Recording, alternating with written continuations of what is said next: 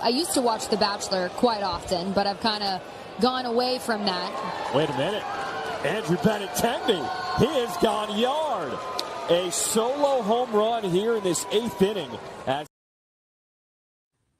All right, folks. A tough day at Citi Field for the Mets, but they do take 2 out of 3 for the White Sox. And Adam, I hope to God they don't get swept by the Rockies.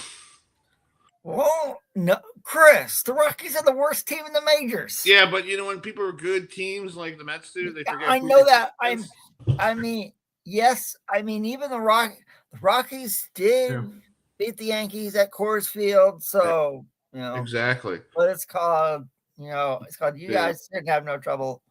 Well, thanks for joining us tonight here at Sports Talk with Chris Heidel on a gloomy Wednesday night. Yes, Wednesday night, May 28th. It's raining outside here in Baltimore, and it probably cold down in Asheville, North Carolina, where you were. No, it's actually nice summer day, about 75 degrees. Oh, so good. Yes, so I'll send you some sunshine. Before we welcome in our first guest, happy birthday to John Fogerty. He's 80 years old today. So we played a classic tune of Green River, and I remember that song when I was a kid. It was on it was American Bandstand. They showed like one of those rate the record thing, and also they go, and Neil Diamond's Sweet Caroline was like number 4, and then they go and then what's his name? Dick Clark goes, and the number 1 song in the country is Green River by CCR, and all that stuff. So. We're going to bring our next guest in, Jimmy from the Ringing 10. He's part of the Inside Bowling, and then we'll talk about at 7:35 the state of Florida State football, where our friend TJ Pisser from Double Fries and No Slaw, that good program he does on Facebook.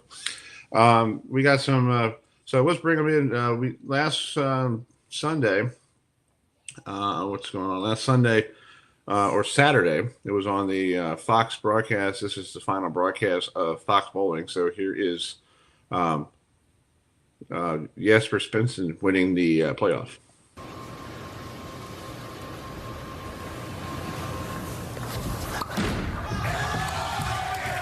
It's the Iceman's time!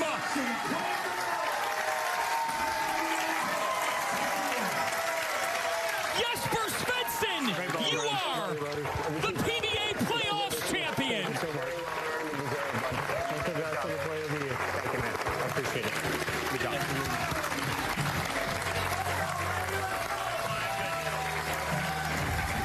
That celebration is presented by John's Crazy Socks, socks that make you happy. And that's the reality of a life-changing month and change for this man. It all started when I was in Akron at the EOC. Exactly. So let's bring in Jimmy from the Ring 10. Let's talk about the final broadcast of Fox. So Jimmy, didn't have that feeling when I was a kid when ABC's Professional Bowler Store had their final broadcast in 1997, because I remember I was in tears because that was like, it was my Saturday afternoon. It was like it was my part of my childhood, and I remember where I was. I was on vacation down in Virginia, and my mom goes, "That was the last bowling on ABC." I'm like, and I had to go in the other room and cried it out. It was such but it didn't have that feeling the other day of Fox. Because we know it's going to be on the CW next year, so it didn't have any we don't know what bowling is going to do. Because at that time, Adam and Jimmy. Bowling in 97, we didn't even know it was going to be on CBS. They didn't know it was going to be on ESPN. He had no idea. Yeah, I mean, that was part of the problem, right, guys? That PBA on ABC was an institution. I mean, it had been on the wide world of sports. We're talking, 30 years or something like that. I mean, and so when you're talking about the PBA on Fox, we had a good 5-year run here on Fox, but you're not going to get that institutional status with just 5 years like you experienced back in the day at, on ABC. So, I mean, but it was a little bittersweet because I think as bowling fans, we all very much appreciated the work that Fox did with the PBA. I mean, they really upped the product. I don't think there's any question about that. It was those last few years on ESPN were a little rough. Mhm. And That's it what you felt mean. like we were, the PBA was kind of on that, like, we're just the redheaded step sibling that ESPN does not care about, right? Right. So when Fox came in, I mean, it felt like a breath of fresh air. Like we're Exactly. ready for bowling to be back, baby, and it really was. I mean, you remember that 2019 season and the beginning of the 2020 season. There were so many amazing moments. Tommy Jones winning the Hall of Fame Classic the same week he was on the Hall of, he got into the Hall of Fame. I mean, incredible moment, right? And exactly. And we know, right, that part of that Fox deal was what convinced Bolero finally to purchase the PBA. I mean, that was part of the big package that went with it. So, I mean, it was an incredible 5-year run. I mean, it was obviously bittersweet. You saw Tom Clark on the broadcast, talking about how much he enjoyed the PBA on Fox. They even shared some of the best moments over the last 5 years. And you may have seen the social media posts from Sean Rash, Jason Belmonte, EJ Tackett. All of them were just effusive about how good PBA was on Fox and how much they're going to miss the Fox crew. I mean, there's just no question about that.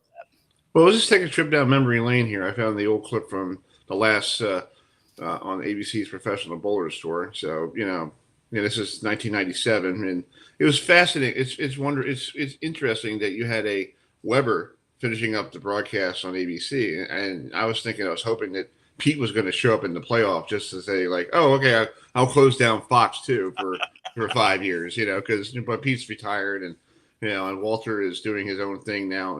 Adam, I think you saw him up in Portland, a couple years ago. I did, I did. Yeah. So they're going to the CW, and to me, I don't want to toot our own home. I think Adam and I were talking to Tom Clark a month ago. Yep, that's right, Chris. We asked him. I gave him some suggestions. I was like, yeah, okay. What about the CW? Because they're trying to they got college football with the ACC and whatever the big Pac-12, whatever the two teams are playing each other.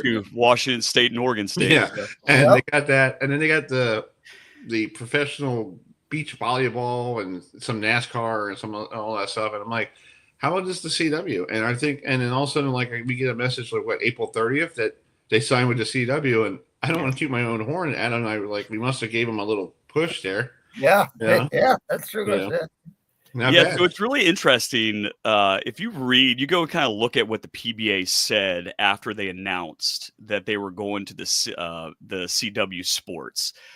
You'll see in their announcement the word consistent popping up quite a bit. So one of the things that said in the PBA news release, dedicated 2-hour windows on consecutive Sunday afternoons, and that they were looking at CW's national reach and their consistent scheduling. So we all know that it sounded like they were at least at the table with Fox to renew the deal at some point, and that fell through.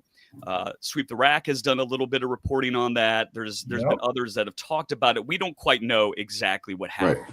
But judging from what I can read and what the PBA put out, it seemed really important for them to have a consistent time every week. And you may know, both of you watch bowling, what was happening on Fox. You always had to go to the PBA website to figure out what time they were on. Because Jimmy, because the college football and the NFL runs, Fox, and then you got the NASCAR now with the Indy 500, who they booed Tom Brady over the weekend. That was great. And then you got other stuff going on. You got the United States Football League. You got Major League Baseball. Now Major League Baseball is more on Fox Sports 1 because they got the Baseball Night in America. It's occasionally, sometimes on Fox. So I felt like with bowling, they're putting them on there was one time it was 10 o'clock at night. I'm like, nobody's up at 10 o'clock on a Tuesday night to watch the Pro Bowlers Tour when you have Game 3 of the Western Conference Final between whoever was playing at the time. People are going to be watching basketball, not bowling. And it should. And we had Adam and I, over the years, we had, constant old, bowlers like Don Janello and Robert Lawrence and all. And they still say to us, we should go back to 3:00 on Saturday. Yeah. But that's not going to happen because in Saturdays in the wintertime now in January 2026, you got ACC basketball on Saturday and Sunday. So are you going to have bowling at 12 noon to carry over to, Duke taking on North Carolina, at 6:30 or Clemson taking on Wake Forest at 4:30 or whatever after the 2-hour window for bowling? And here's my question is, there's only 10 stops. Right. What 10 stops are you going to do? I know you got to do the majors. Right. Yeah. Are you going to go back to Delaware? Or are you going to go to a classic area like Cleveland, Ohio, or someplace that, or someplace that you haven't seen in a long time, like maybe, the Quaker State, Grand Prairie, but, we don't know.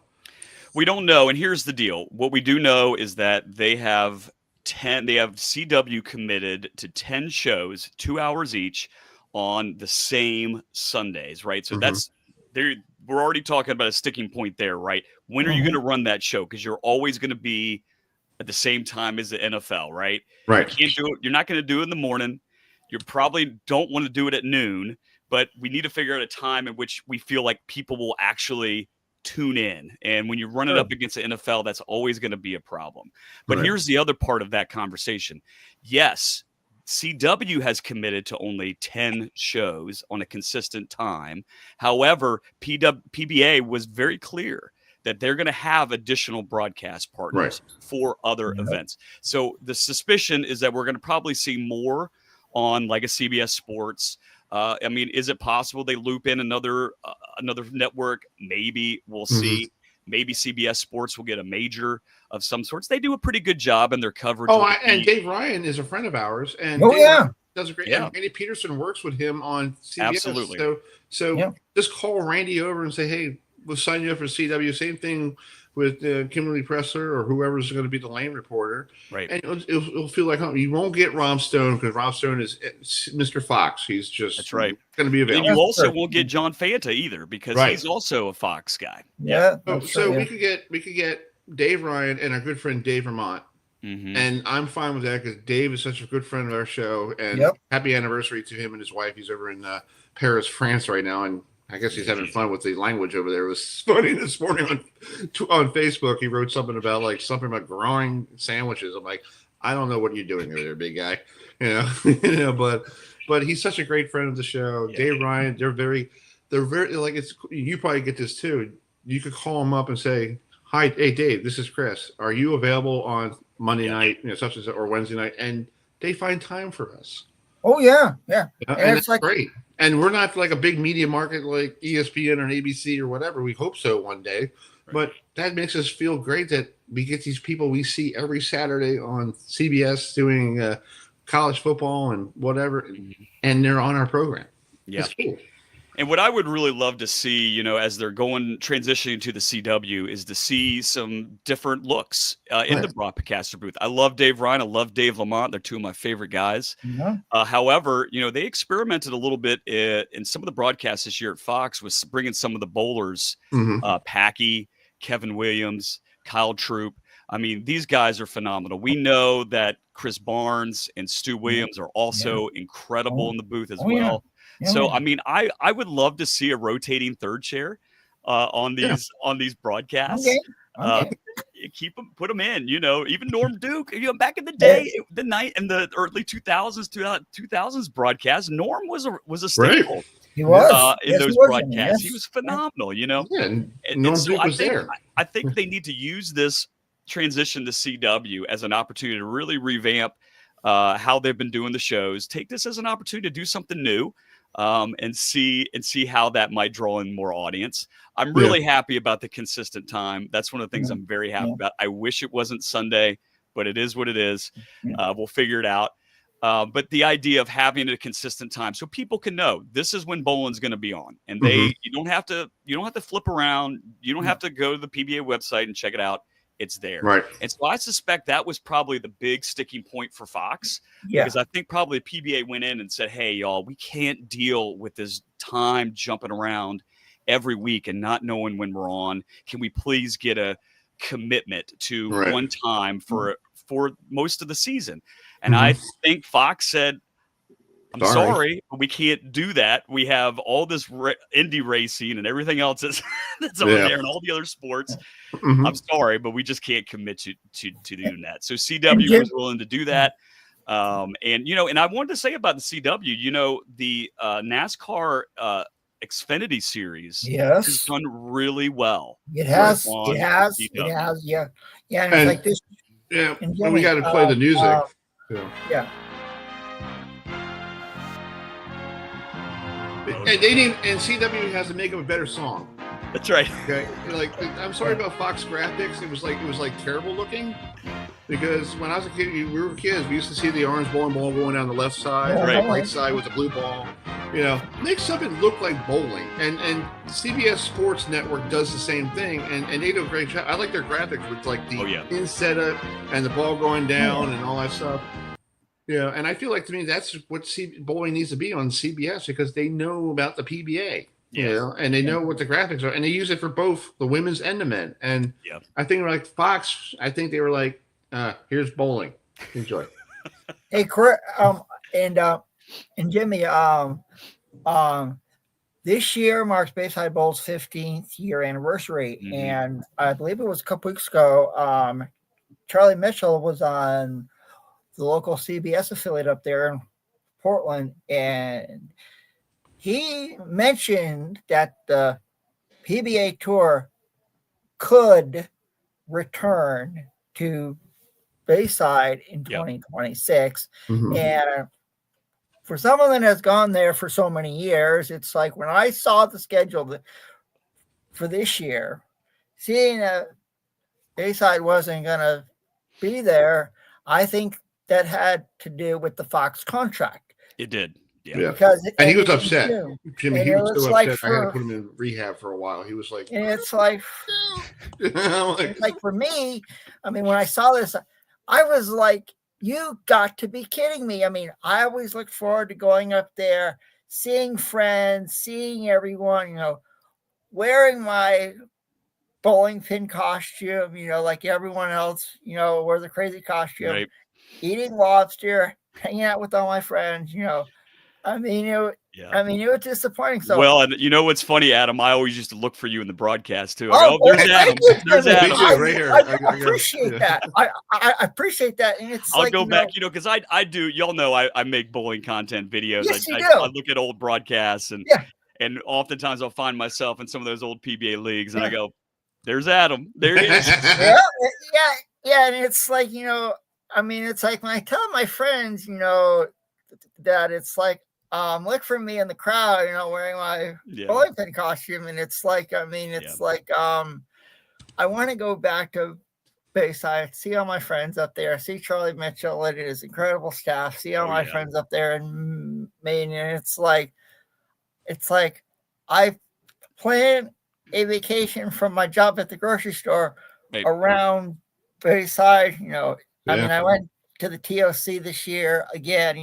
I saw Jesper Svensson win the TLC. It was really cool to get a picture with him. But my question to you, Jimmy, is this.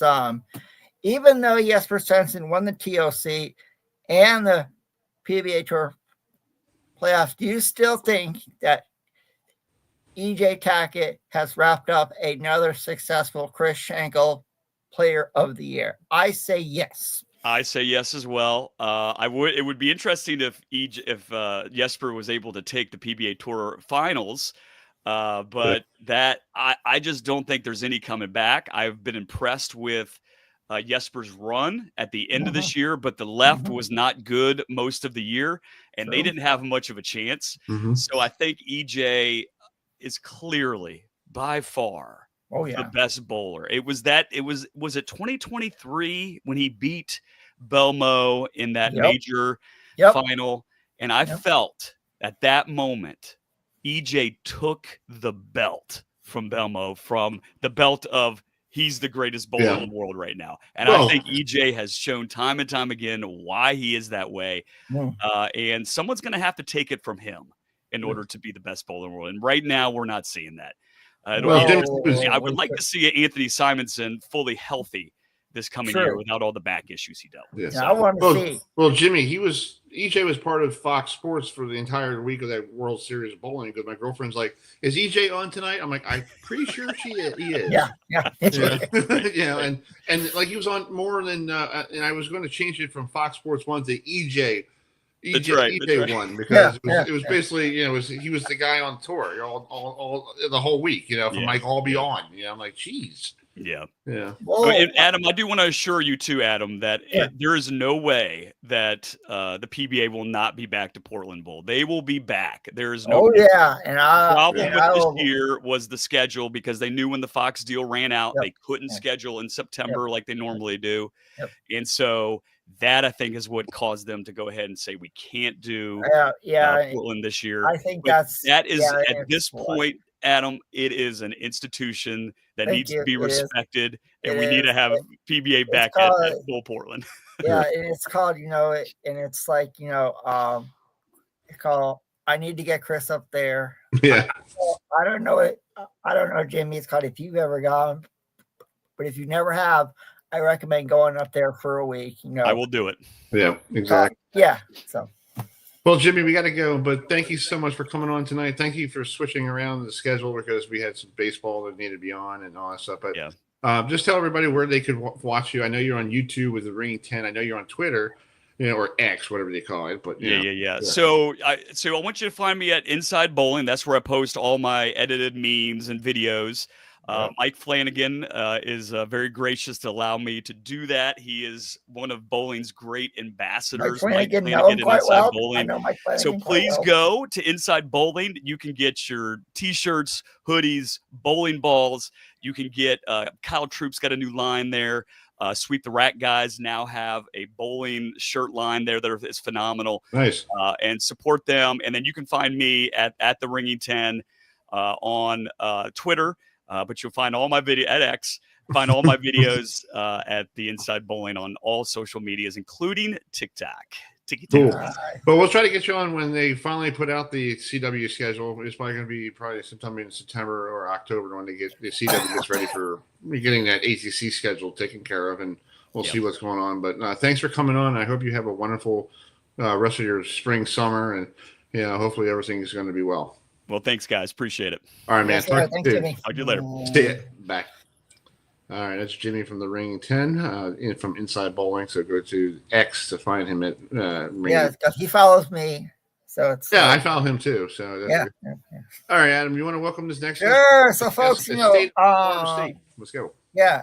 Yes. Obviously, you see what I have in my background. Florida State opens up their year against Alabama, which will take place at 3:30 p.m. Eastern on ABC, August 29. Labor Day weekend. So joining us now to talk some Florida State football is a very good friend from the popular podcast, Double Fries, No Slaw, our good friend TJ Pittinger. So TJ, thanks so much for joining us tonight. And we know when the game is going to take place between Alabama and Florida State. So do you think this will be a close game, or do you think one team will blow out another? So what's your early prediction? Yeah, no, thanks for having me, guys. Yeah, I think it's hard to project this really early. Like, if you look at some of the other matchups, like Miami, Notre Dame, they return a lot of pieces on both sides, or Clemson, LSU, they return a lot of pieces on both sides. Alabama coming in with a new quarterback, and then Florida State coming in with like a whole new roster, right? Like, so it's really hard to project that, right? Like I'm in it. I cover it every day. I'm keeping up with everything that happens, and it's still really, really hard to project that, especially looking back a year ago when we would have all projected that Florida State would be in the mix for an ACC title and thus in the mix for a playoff spot.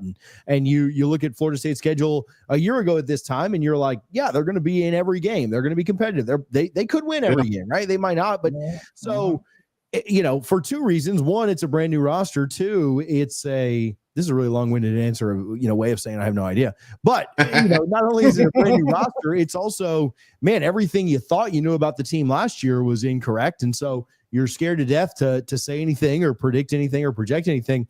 All that said, I try to look at the players that Florida State has and the players that Alabama has. And when I look at the rosters in totality, I try and think about how many guys on Florida State's roster would start for Alabama. Like which position groups is Florida State better than Alabama? And to be very frank, like I'm an FSU, just like you, right? That's a signed Bobby Bowden football. Those are game-worn cleats. The little pom-pom dangling off the end is from Pasadena. Like I'm diehard about it too. But if I'm being honest, maybe one or two guys from the starting 22 on Florida State's team would start for Alabama. Yeah. And so, if you're asking me to make a prediction this far out, with the limited information that we have, I find it really hard to think that Florida State is going to win this game. I think Alabama wins it. Now, I do think Florida State will be competitive. I don't think they get, blown out by 24 or anything like that. But a 14-point loss wouldn't shock me. A 10-point loss wouldn't shock me. I think they'll fight. It's at home. There will be a lot of excitement because of the stadium renovations, new players. I think Castellanos kind of gives you an angle that is helpful. But, man, I don't know. It'd be really hard to predict that they're going to keep it within 3 or really have a chance at the end. But football's a dumb sport. Like, dumb things happen in this sport. So they will absolutely have a shot. If they play their A game and Bama's off just a little bit and it's at home, the ball bounces weird, they'll have a chance. But I would pick Bama by, 2 touchdowns at this point. I feel like this game is almost like the LSU game a couple years ago, in the Superdome when you had Brian Kelly yapping, like, oh, we're going to go and destroy Florida State. And then all of a sudden we just showed up and just, beat them in the Sugar Bowl in New Orleans. And then the year later down in the Citrus Bowl, we just basically, Jordan Travis said, see you later, sucker, and have a great day. And Brian Kelly's whole season crashed right after that because he was like, he was on life support. People in New Orleans wanted him dead, because he was terrible. And now let's go to Alabama. Nick Saban's gone. You have the guy who comes from Washington who's basically replacing a legend. And he had the ups and downs last year because he was like, oh, they lost 3 games. And they were like, what? They never lose 3 games. Oh, my God. It's Alabama. And I feel like to me, and I think Adam and you and TJ and I, the key is we're going to see Mike Norvell a month from now at the ACC kickoff, what personality he's going to be. Is he going to be the happy-go-lucky guy a couple years ago when I saw him? I was like, hey, coach, who's paying for dinner? With Jordan Travis and Jared Versa, we saw him walking through Charlotte. We were having a good time watching him and talking to him on the street corner. Or we're going to see the business-like, Mike Norvell, who was like, why am I here? Let's get the heck out of here. I want to go home to Tallahassee. I got work to do. Yeah.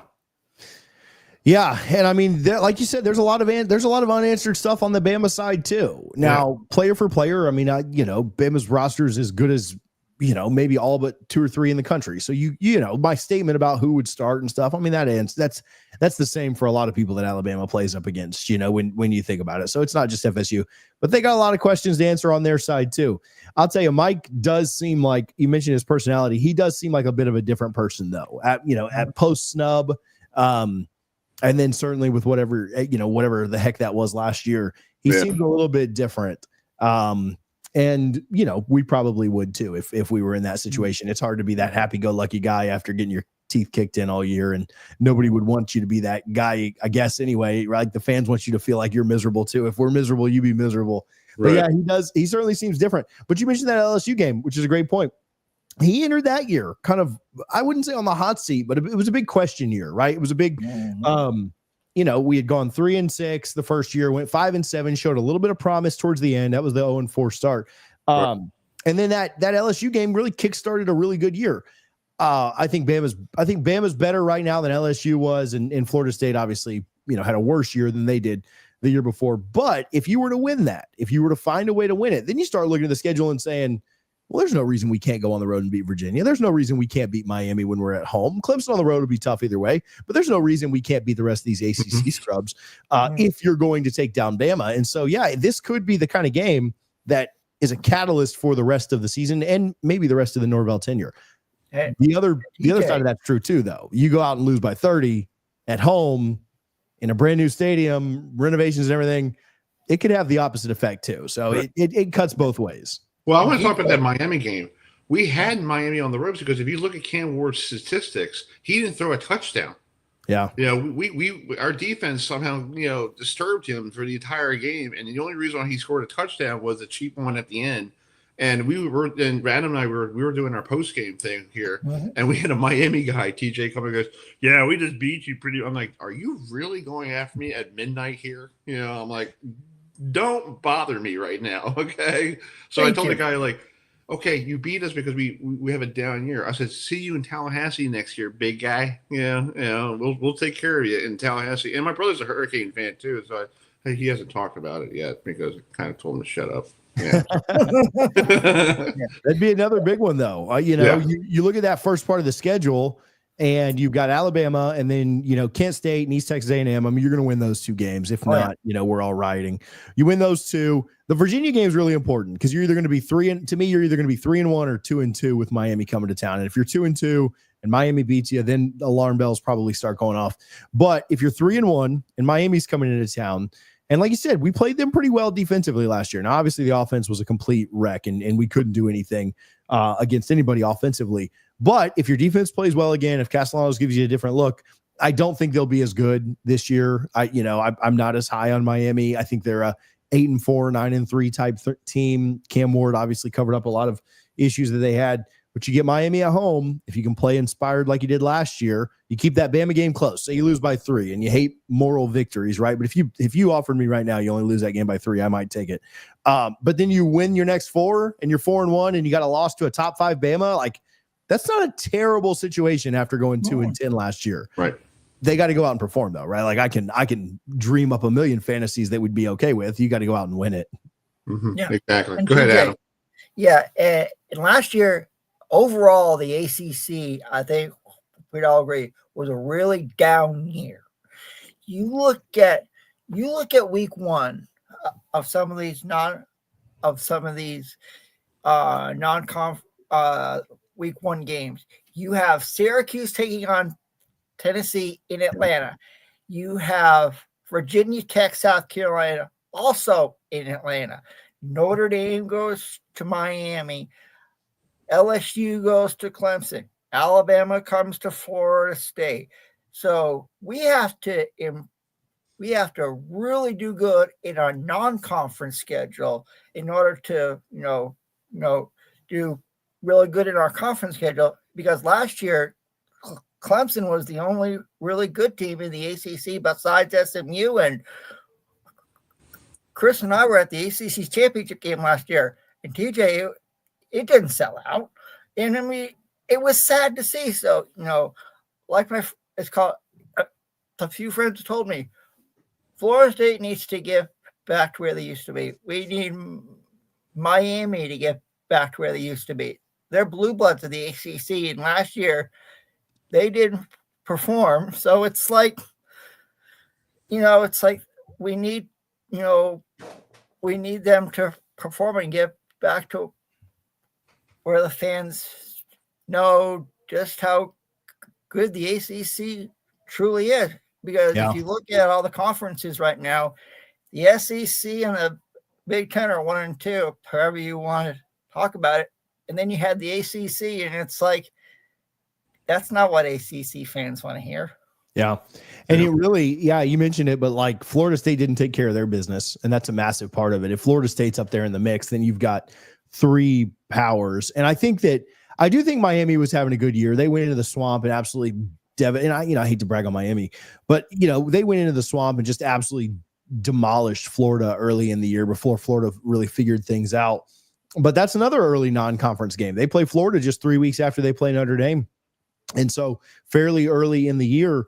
But if, it's kind of like I thought the ACC was having a relatively good year until, minus Florida State. If Florida State would have just had an average year, like, it would have brought it up a little bit. But I thought the ACC was having a pretty good year until the very end. Clemson loses to South Carolina in a game they had no business losing to. Syracuse should have never beaten Miami down 21-0. If Miami finishes 11-1, then we think about the ACC a little bit different. So I thought the ACC was having a good year until they all just collapsed at the end. And then they get to the playoff. They get 2 teams in the playoff, and they both kind of have terrible showings out there as well. But I thought it was outside of Florida State, I thought the ACC was looking pretty good last year, and then they all kind of collapsed. Miami went 1-2 or 2-2 in November, lost their bowl game. SMU loses to Clemson after running the table, and then they get demolished in their playoff game. Clemson fights back against Texas, but they never had the ball with a one possession game too.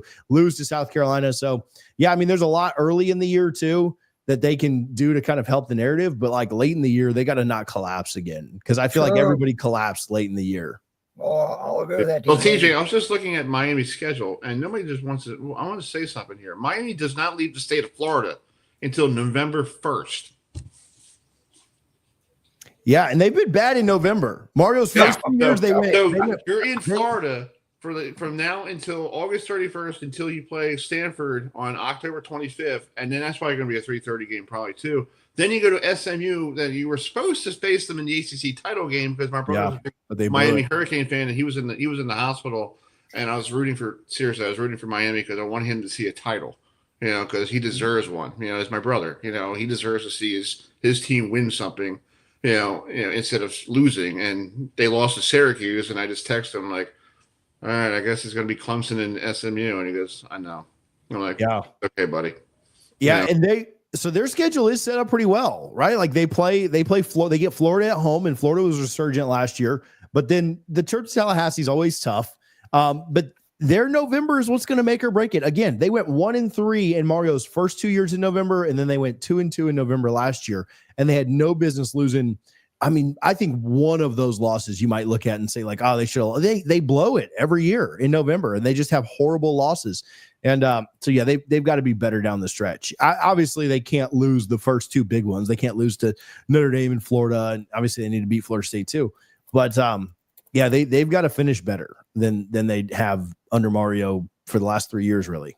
And we don't know how Carson Beck is going to do at Miami after coming off a very successful career at Georgia. He goes from the SEC, where he was really dominant, now to Miami, and he's another one-hit wonder. We look at Cam Ward last year. What will Carson Beck do at Coral Gables? We don't know until week 1 against Notre Dame, and that's going to be quite interesting. Wouldn't you say, TJ? Oh, I agree with you on Beck. I don't think he'll be as good as Ward was, right? But I don't think that's maybe a crazy statement saying that he's not going to be as good as the number 1 overall pick. But I still think he'll be good. I think he'll be one of the better quarterbacks in the ACC. Like Cade Klubnik's my QB1 in all of college football, and so I have him first, obviously, in the ACC. But Carson Beck could be the second best quarterback in this league. He might not be, but I think he'll be top 5. And so I don't think it'll just be some massive drop off. But their success will ride or die with how successful that surgery was, how well he can connect with his wide receivers, how quickly he can get throwing and stuff. I mean, he's going to be a big part of what they try and do this year. Exactly. Adam, you have another question? Go right ahead. So you mentioned Cade Klubnik. How do you think he does at Clemson this year? And does Clemson find a way to, knock off LSU in their Death Valley? Because we all know LSU's collapsed last couple of years. The first game, and Ryan Kelly, he's going to be coming in there wanting, a win, to represent the SEC. But I think Cade Klubnik, I enjoyed watching him last year at Clemson, and I think that. So, how do you think Cade Klubnik will do in Clemson? Yeah, so for me, like I said, I think he's the best quarterback in the country. I'm trying to be a super homer or ACC guy, but to me, he's QB1, and he's got a chance to be the number 1 overall pick next year in my book. So I think he does really well. I think LSU's defense has a lot of questions and things they need to figure out. They were terrible last year. It cost them games late. They got absolutely demolished by Bama. They go on the road and lose in the swamp late in the year. Shoot, if they just win one of those games, they go to the playoff. And so, yeah, I think that LSU is an interesting, or they're right on the outside of the play. They would have needed to win both of them because they lost early in the year. But I mean, you mentioned them struggling early in the year. I mean, obviously they lost last year to USC. They lost the 2 years before that to Florida State. They're 0-5 in week 1 games in the last 5 years. I think they go 0-6. I mean, I do think they lose at Clemson. Now, I think it'll be a good game. I don't think it'll be the 2-touchdown game that I think the Bama Florida State win is. I think it'll be back and forth. I think it'll be fun, but I'm also not super sold on Nussmeier. And so, yeah, I think Cade's a little bit better than him. I think playing at home with a better quarterback probably gives Clemson a little bit of an edge. And then I think Clemson, I think they go back to the playoff. They may drop a game here or there. But if they beat LSU and only lose maybe one ACC game, they'll be right back in the ACC championship game, and I think they'll go back to the playoff this year. What's funny for them is they could lose to both their SEC opponents, and Miami's not on the schedule, and all they got to do is win the ACC, which I think they do, right? And so I know that Clemson fans don't want to lose both their SEC opponents to start and end the year. I don't think they do. I think at worst they split, but their road is pretty easy. I think they're a playoff team. And I think Cade elevates them enough to make them a pretty good playoff team too. I don't know if they're national championship or not, but I think they're a top 5-6 team in the country. And then at that point, I think it's just all about who gets hot. Yeah. I can't wait to see Bill Belichick at the ACC kickoff. I'm going to ask him, what kind of hoodie are you wearing today, sir? Because he does, when he wears a shirt and tie, he looks like a 5-year-old. He really does. Yeah. I'm like, he looked like my nephew wearing a tie at my niece's first communion. I'm like, dude, you look like a 5-year-old. We should all wear hoodies. We should all wear hoodies to the to ACC Media Day. I will do that. We should bring a hoodie and go like, we're on to Miami. Yeah, for sure. I can do that. I've got a hoodie. Yeah, and it's like it's called How do you think TJ Bill Belichick will do in his first year in the ACC? Because he opens up against TCU Labor Day night. He does have to face Dabo Sweetie and Clemson, and this isn't the New England Patriots. He's gonna have a lot of challenges down there in Chapel Hill. Yeah, I'm pulling it up right now, but their schedule is really favorable. I think they have a good year. Now if they can get all the off-field crap like wrapped up and get all that Jordan Hut, if they can get all that like behind them, I think TCU is a good matchup at home for them. I'm not telling you I think UNC definitely wins it or not, but I think they'll be right there. They're going to beat Charlotte. They're going to beat Richmond. They're going to beat UCF on the road. I think that could be one that I find myself at, just being an hour away from Orlando. I do think they lose to Clemson, but then look at the rest of their schedule. Cal is a dumpster fire. They're terrible right now. Virginia is thinking about firing their coach. Syracuse will be a tough game. Stanford's terrible. Wake Forest is terrible. The Duke and NC State games, the rivalries at the end, those will be tough. But I mean, I just listed out, they're going to win 6 or 7 games minimum. If they split with Duke and NC State, there's like an 8th game. If they can beat Syracuse, there's a 9th. Like they could win 8 or 9 games. I'm not putting them in the playoff or anything crazy like that, but I think they're going to have a really successful year. This is the best schedule in the ACC. There's no doubt about it. I know Clemson's on there, but everybody has one hard game. Like nobody gets a completely, if you're going to lose your one hard game anyway, who cares who it is? It's a loss, right? If it was Miami, they'd be losing. If it was Louisville, they'd be losing. Who cares who it is? You take your one loss, and then they play 5 of the 6 bottom teams in the league. When you look at Stanford, Cal, Wake Forest, and Virginia, I think that sets up really, really well for them. I don't think Duke is as good this year. Dave Doran, there's a lot of questions around his job. I think that they could have a really, really nice season. And if there was some crazy way, now I don't think this happens. What if the Clemson game, Clemson's probably going to lose 1 game this year in the ACC, right? Like it just always happens. What if it's that one? What if it's that one? What if that's the one they drop? Or what if they don't lose to either of the rivals at the end of the year and they finish like 7-1 in the conference? I mean, that's very possible. So I think this is an interesting schedule. I think it sets up well for Belichick. They just got to get all the off-field stuff like out of the players' minds, out of the limelight, and just go play ball. I think they're going to have a good year, though. I would like to go see him. I like to go see him play against Richmond because I know nobody from Richmond is going to go to Chapel Hill. Yeah. So I think I could probably get a media pass to see Bill Belichick in person and be his best buddy in the post game because I'll ask him all the cool questions because he'll be looking at me like, Chris, what are you you? Go, you know what to do. I know. I'll bring you along, but I'm just saying. I just like to go see him because I didn't get a chance to see him in the NFL because I don't cover the Ravens or anything, and I think it would be cool just to be in the locker room just listening to him. You know, sure. same here. Yeah, same here. Yeah. So anyway, go ahead, Adam. Yeah, it's like, this year, regarding, folks, tomorrow at 1 p.m., get your lunch or whatever, because the ACC and other conferences will be releasing their week 0 through 3 with TV and streaming schedules times. Yes. Yeah. So it's like, I want to know how much of a target Bill Belichick is going to have on his back. Big target. Because I asked this question to Dabo Swinney at the ACC championship game last year. TJ, I asked him, what will it be like to face Bill Belichick on the other sideline? And he didn't, and Dabo didn't even realize Bill was going to be the head coach of the Tar Heels. Well, when I go see Mr. Swinney in Charlotte, I may have to be like, Dabo, last year I asked you a question about Bill Belichick. Well, it's official, and you have to face him. So,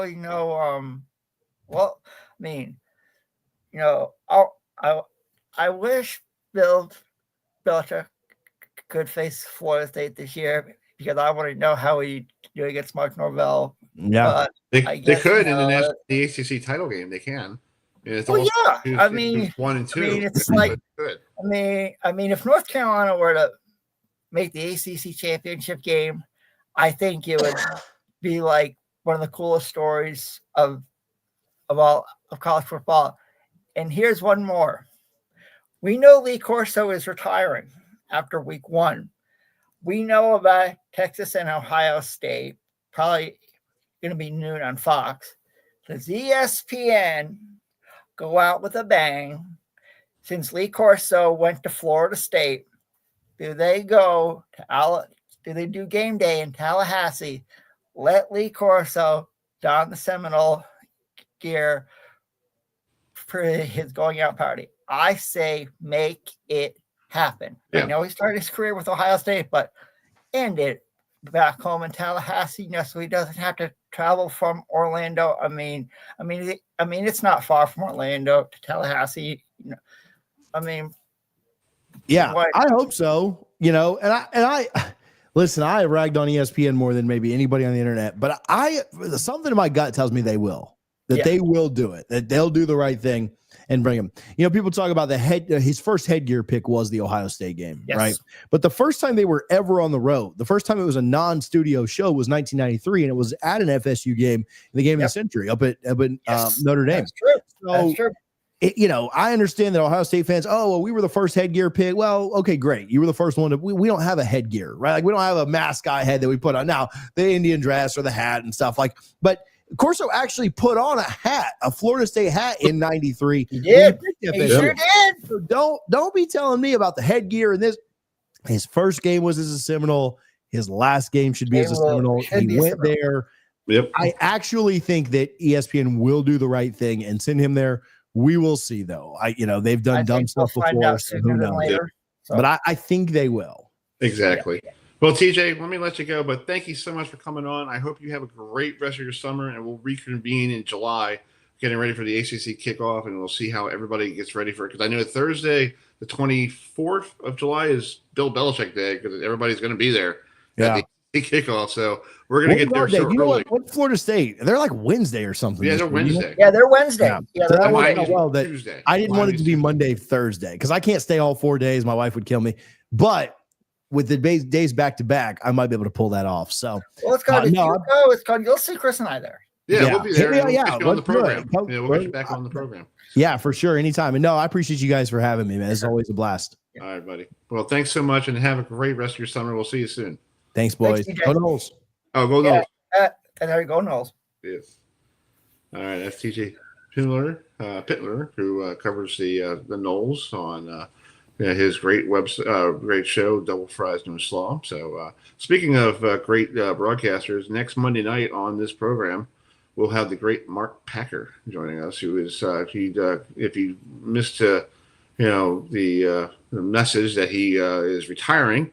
He'll be joining us next Monday night at 7:35 by the phone because he can't get on StreamYard. He has an issue with it, but we'll join. Hopefully, you guys can make it part of our last show before we go on our little vacation before we get ready for the stretch drive of all college football.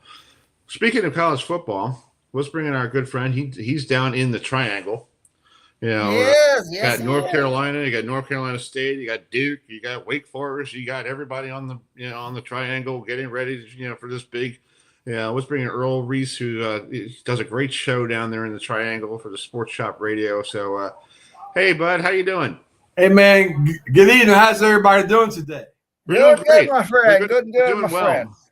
The weather is crappy outside, but we're getting ourselves ready for football. That's here. It cleared up a little bit here a little while ago, but it's been crappy the last couple of days, though. Exactly. So let's talk about you're in the Triangle. So let's talk about North Carolina and Bill Belichick. So, I guess his little girlfriend had a little problem with it's so funny.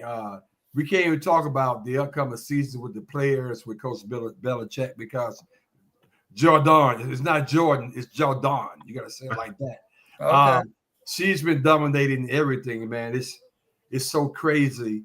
I mean, it's unbelievable. And by the way, you guys mentioned something while I was on the backstage. So, have you guys got notifications on the Operation Football already? Not yet. We just found out on the website what days the teams are going to be there. That's all I know. Yeah, I was like, I feel slighted. I didn't get an email. I'm like, what's going on? Oh, we found it on. We went on. Adam and I did our research the other night, and we typed it in the ACC. We just typed in 2025 ACC kickoff schedule, and it came up with who's going to be there.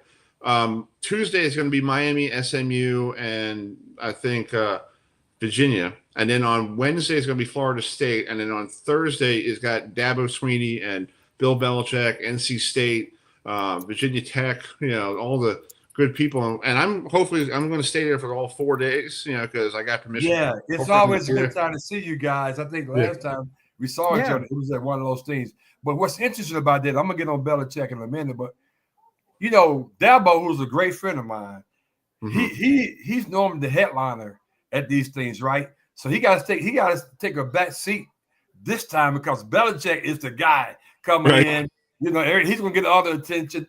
But Thursday's gonna be crazy. But no, it's all about, at the end of the day, we're gonna find out, late August what this is all about. Is Coach Belichick is gonna make an impact on the Carolina football program. The sideline stuff with Jordan and all this stuff, it's crazy. Every day is something going on here in the Triangle.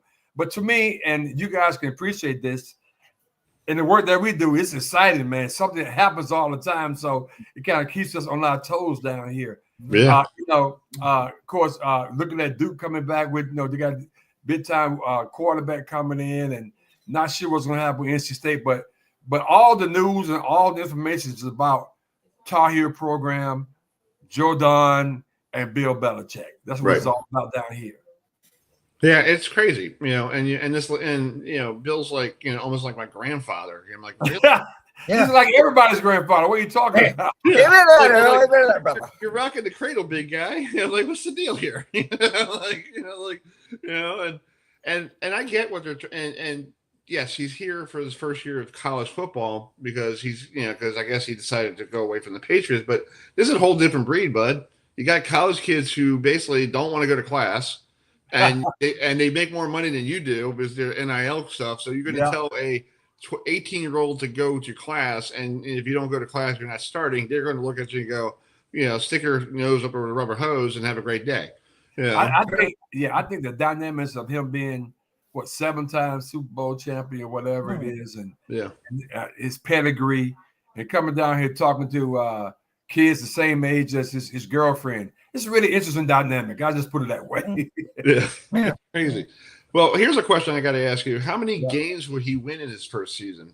Because you got TCU opening night at home, and then you got Dabo coming there in like what middle of October or something like that. Man, that's gonna be crazy. That's gonna be, right now, Chris. To be honest with you, I'm thinking 7 games right now. Okay. I think 7 games will be a great push for him his first year. But again, you don't know. Hell, who knows? But I think right now 7 because he has some really good players. He transfer portal. Got some guys that really coming in to make a big difference. But again, nobody knows. Right. It's Bill Belichick. Last time we saw him, he's coaching grown men in the NFL, and now he's a young guy. So we'll see what happens. But I'm saying 7 games right now. Yeah. Adam, what do you think? I say 8, and okay. And it's like, you look at, he does face his rivals, Duke and NC State, to end the year. He does face Clemson. And it's like, I mean, if you can go at least, if you can go 1-1 versus your rivals, that's saying something. I mean, it's like, how iconic or ironic would it be if a North Carolina Tar Heels led Bill Belichick found their way to Charlotte for the ACC championship game in prime time on ABC against maybe, I don't know, Mike Norvell and Florida State. You want to know how many national eyes would want credentials in that game? Oh, because absolutely. The winner could get a college football playoff spot, and it's like the eyes of college football would be focused on the ACC. Yeah, and you're right. I mean, that's the brand is as large as been in Carolina for a long time, particularly for football. Right. I mean, I love Matt Brown's a great coach. I love what he did coming back and trying to revise the program.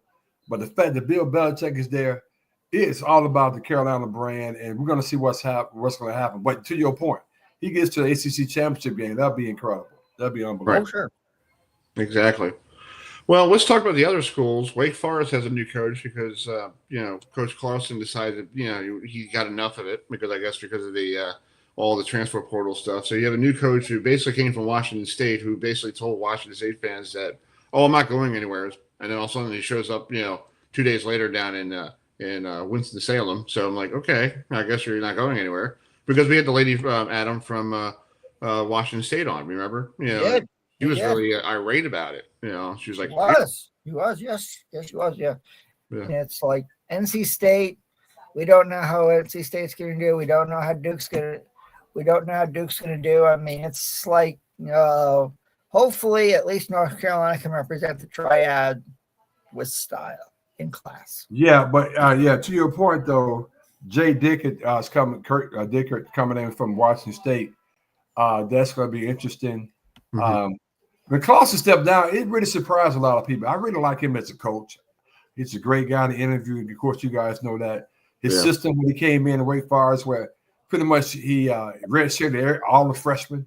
So by the time they got to their second year and third year, they was really good football team. So he had a really good system going on there. I'm really curious to see what happens down with the Demon Deacons this season. They're gonna be pretty interesting to see. But and of course over NC State, the thing with NC State every year the energy is always there. Everybody's always excited about the Wolfpack, but some kind of way they just can't get it done. They haven't won a championship since 1980 or something like that. Think about that for a while. Yeah, that's crazy. That is crazy. You think with all the great teams they got, geez, you should have been had what NC State had Rivers. I thought he would have been the guy who played for San Diego. Oh yeah. Phillip Rivers was good. Yeah. They had Torrey Hope. They had some great players there, but they never could get it done. They got Russell Wilson for a couple of years, and their greatest claim to fame was when Florida State was in their heyday. They beat Florida State a couple of times at Carter Finley. But so every year, the coach is always talking about that they're going to be doing some things, but at some point, I think if Dave Durham goes 5, if he doesn't get 10 wins, I think he's going to be out of this year. I think the NC State faithful are getting a little impatient with him right now. Right. True. I agree. Well, Erroll, we got to get going here, but tell us, everybody, what you guys are doing on your show in the morning. So I get a chance to see that on my Facebook when I get up in the morning before I go to my Yeah, job. right now, it's as you guys know, we're trying to fill in because it's a lot of but what's happening, we got the Hurricanes who are literally playing right now. Yes, go Hurricanes. We need this win tonight. We need this win tonight. They got to beat them. I thought they would have swept them already. I'm like, what? Yeah, really. But I'm going to tell you, it's going to be hard to beat this team. We may get one tonight, but it's not. We can't beat them. I just put it out there. We can't. We won our first Eastern Conference championship playoff game first time since 2006. And Rob Brindamore scored the goal to win. Yeah. Back in 2006, so we was like 15. We were like 0-15. so it's like we just struggle. But now we're going to talk Hurricanes. Also talking, of course, in the association with the Pacers, and and of course New York. And tonight we got the Timberwolves and we got the OKC Thunder. So that's what we on, man. We have a lot of fun, man. You guys always do it right. I can't wait to see you guys in July. We're gonna have a lot of fun. Oh, yeah. Yeah. I'm gonna be on Thursday. With Bell's on Thursday, man. Yeah. Oh yeah. I can't wait to go. I'm ready to go now. So same here. I'm off work. It's called.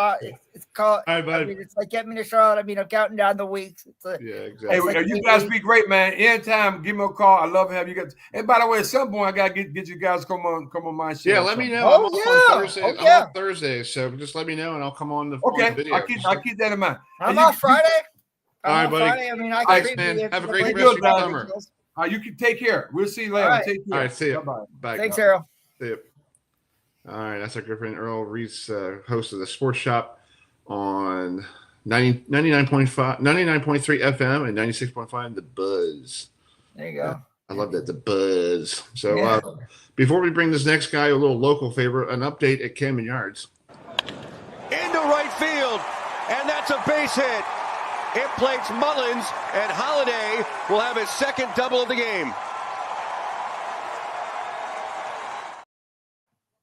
Yeah. So the Orioles right now are, I think let me see what the score is, Adam. I think I had it on here. Orioles trying to get themselves better there, bud. They're kind of like. We know, yes. They're ranked 3-2 over the Redbirds of St. Louis, the Cardinals. And let's bring in AJ Gersh, who is part of Fox 45's sports department. So, hey, AJ, thanks for joining us tonight. And I like that green jacket back there. That's pretty cool.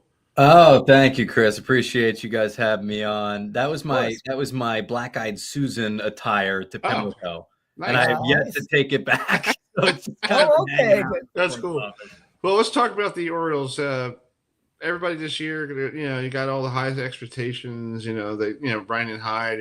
They won 100 games last year. They lost in the playoffs, got swept by the Royals. Couldn't get the bat off their shoulders.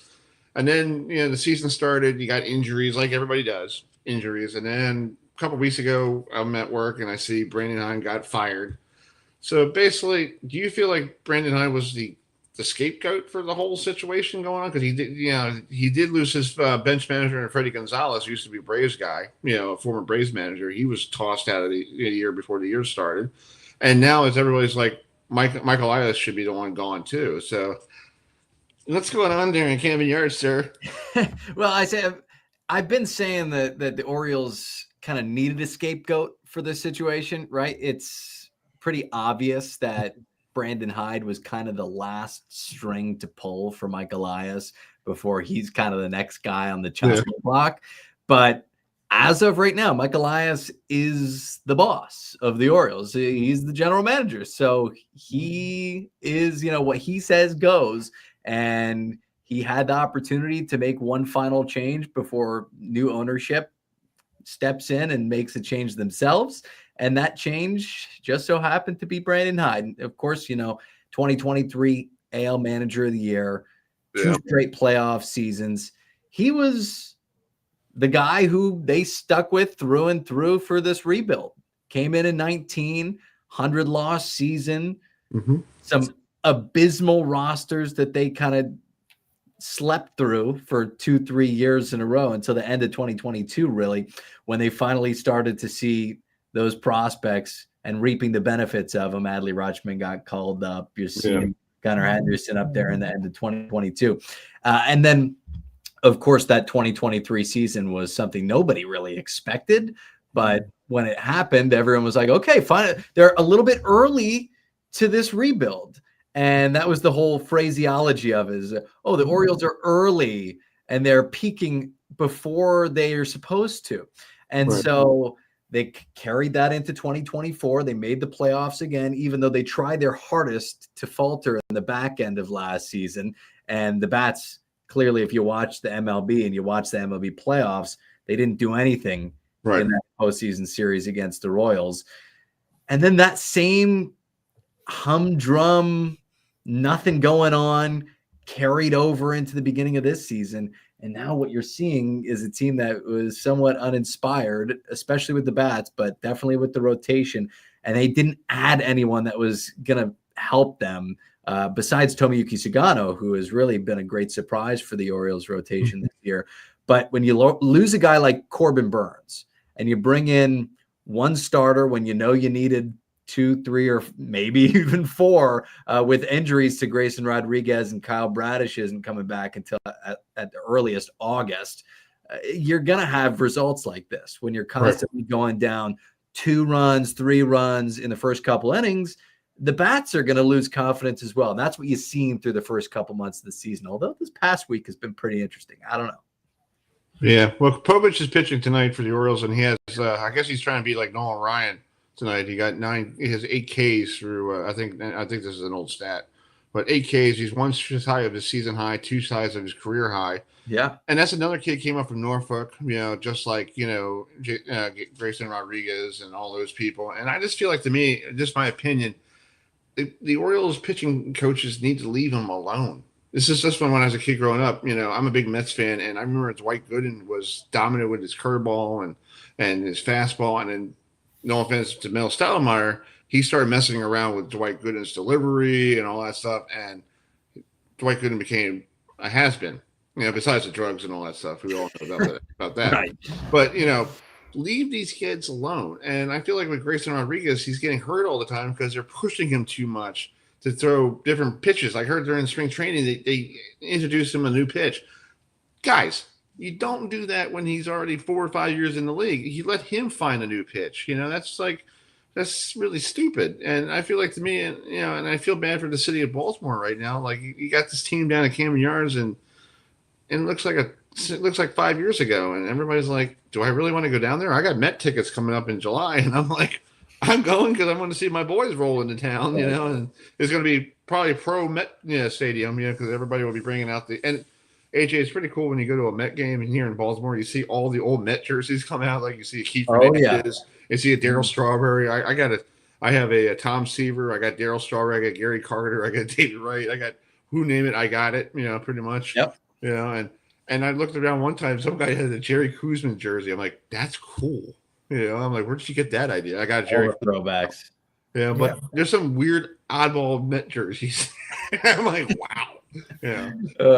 It's still a great time to go down there. But it's, to me, Camden Yards needs to be more affordable for families. And back when I was a kid, I found an old ticket from Memorial Stadium. It was $8 in 1988. Yeah, dang. Yeah, it's ridiculous. They did introduce the value menu, the Birdland value menu, which is good. Yeah, and they got them all over the ballpark now, where you can get under $10 meals and hot dogs and sodas and drinks. So that's at least a step in the right direction. Right. But it's a matter of the product on the field, right? That is always the deterrent in these cases, right? As you saw for, well, my whole childhood growing up in the early 2000s, and they couldn't fill the stadium at all. And then they finally got good, and then they were packing it for 3-4 years, and then they got bad again, and it was 10,000 people a night. it's just the cycle of Camden Yards and the cycle of Orioles baseball is something that's really interesting to see. And hopefully, obviously, the Orioles are not expecting to be 400 for the rest of this season, and especially into next year. You got a bunch of guys who are still going to be under contract. So this young core, so to say, like they said that they peaked early 2 years ago, they're still going to be with the team for the next couple of seasons. Right. You're still going to have the opportunity to go out there and make moves. David Rubenstein said when he bought the team, he's looking to win now. He's not getting any younger. And he bought the team because he wants to bring a World Series to Baltimore like he had when he was a kid, right? And he was growing up. So he wants to obviously have success in the near future, and they still have a core that's capable of having success. So they're going to have to go out and actually make adequate moves in the offseason to be able to have that happen in reality. Exactly. And I agree. And I feel like, to me, my mom told me all about the glory days of the Orioles. You know, her favorite player was Brooks Robinson. I made a sub for him one time at ShopRite where I used to work, and here goes a guy comes in and wearing a pink shirt, and I knew it was Brooks Robinson. And I'm thinking to myself, this is my mom's favorite player. I can't screw that up. No, you can't. You got to make if I get that guy sick, I can hear my mother and I go, "Good job, ready to go." Yeah, you got him sick. That's great. You know. Oh man. I'm thinking, like, and AJ, the true, honest story of that whole thing is, I'm making a sub, and he comes over to me. I said, "How was it?" He goes, "I'm like, yeah, yeah." Hey, you got the thumbs up. That's the seal of approval. And then also, you told your mom too. Yeah, all of a sudden the phone rang, and my brother goes, "Did you get an autograph?" I'm like, "Are you serious?" Like, no, you're at work. Chris. You are at work, and it's like you're on the clock. Yeah, exactly. I'm like, what are you doing? Professional. You could never. If you're making a sub, you don't ask for an autograph. No, unless he offers one. I mean, maybe a picture, but it's like AJ. It's called. Let's switch gears, talking from Major League Baseball or the NFL, because Baltimore Ravens have started their OTAs, and they want to continue their dominance in the AFC Central, but their week one opponent, they have to go to Orchard Park and face the reigning MVP in Josh Allen and the Buffalo Bills. When I saw that, I was like, you have got to be kidding me. What a way for NBC to start their Sunday night football coverage. And it's like, I can ask you, AJ, how, in your opinion, how do you think the Baltimore Ravens will do this year, especially with their additions and all their draft picks? Well, are they the kings of the AFC Central? It's hard to say that they're not gonna win the North, Adam. It's North, yeah. It's their division to lose, certainly. True. And they have maybe I said it earlier on a post that's going to come out tomorrow on all of our platforms on Fox, but they, I believe, have the best roster in their 30-year history this year. True, I agree with that. Top to bottom, there's not really a hole that I can see that is going to be an issue for this team, right? You could say the D line is a little bit weak. You could say their second linebacker is a little bit weak, but when you got Roquan at middle linebacker, it doesn't really matter. And when you got Kyle Van Noy putting up numbers like he was 10 years ago, it doesn't really matter. So, and Odafe Oweh getting double-digit sacks out of nowhere, and he came into OTAs 20 pounds heavier than he was when the Ravens lost to the Bills at Highmark and Orchard Park earlier this year. So this is a team that, number one, is really motivated because they've had a couple of really, really horrible losses in the postseason that they probably should have won. And number two, it's a team that wants to get over the hump. They have the best quarterback in the NFL, and they haven't been able to even get to the Super Bowl. So with a guy like Lamar Jackson, your window's always open for making a run as long as he's healthy. But the pieces around him this year, they're bringing in DeAndre Hopkins, and he looked like he already has an established rapport during day one of the OTAs that were public to the media. And then you draft a guy like Malachi Starks to pair with Kyle Hamilton, who's basically like a baby Hamilton out there in center field, can do multi-levels. this team is really, really deep, and to me, looks like they're primed to maybe get over that hump this season. Well, it's called in order for them to get over the hump, AJ. They got to get through Patrick Mahomes in Kansas City, and we know that going out there to Arrowhead is not an easy place to play, especially if we're talking playoff. And it's like, if the Ravens can get over that hump, I do think the Ravens have a good shot to go to the Super Bowl. But still, you got Patrick Mahomes, and you also have to deal with Josh Allen. And to me, those are right now, those are the three best quarterbacks in the AFC. And it's like, I think the game is going to be a close one on that Sunday night. I think both teams are going to be coming out there going toe for toe. And we all remember what happened last year to start the year regarding the toe for toe. Ravens. Yeah. It's like Chris and I talked about it last year, and it's like, if the Ravens would have won that game, I think they would have.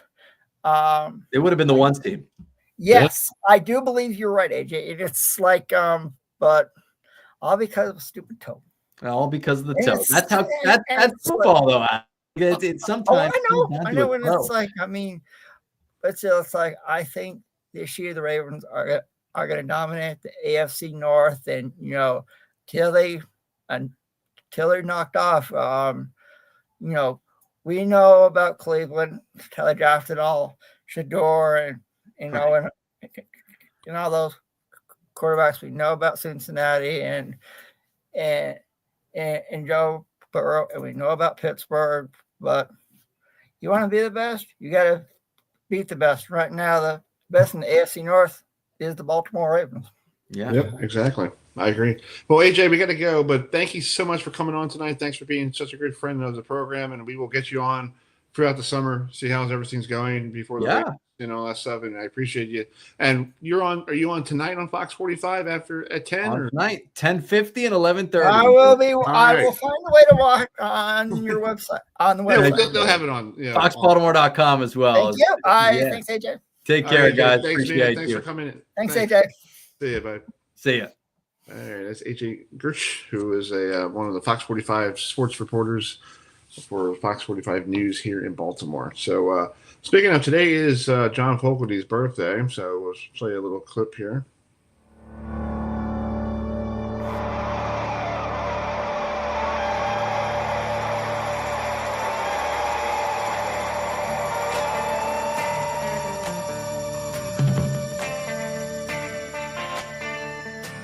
We're going to bring Matt in here, so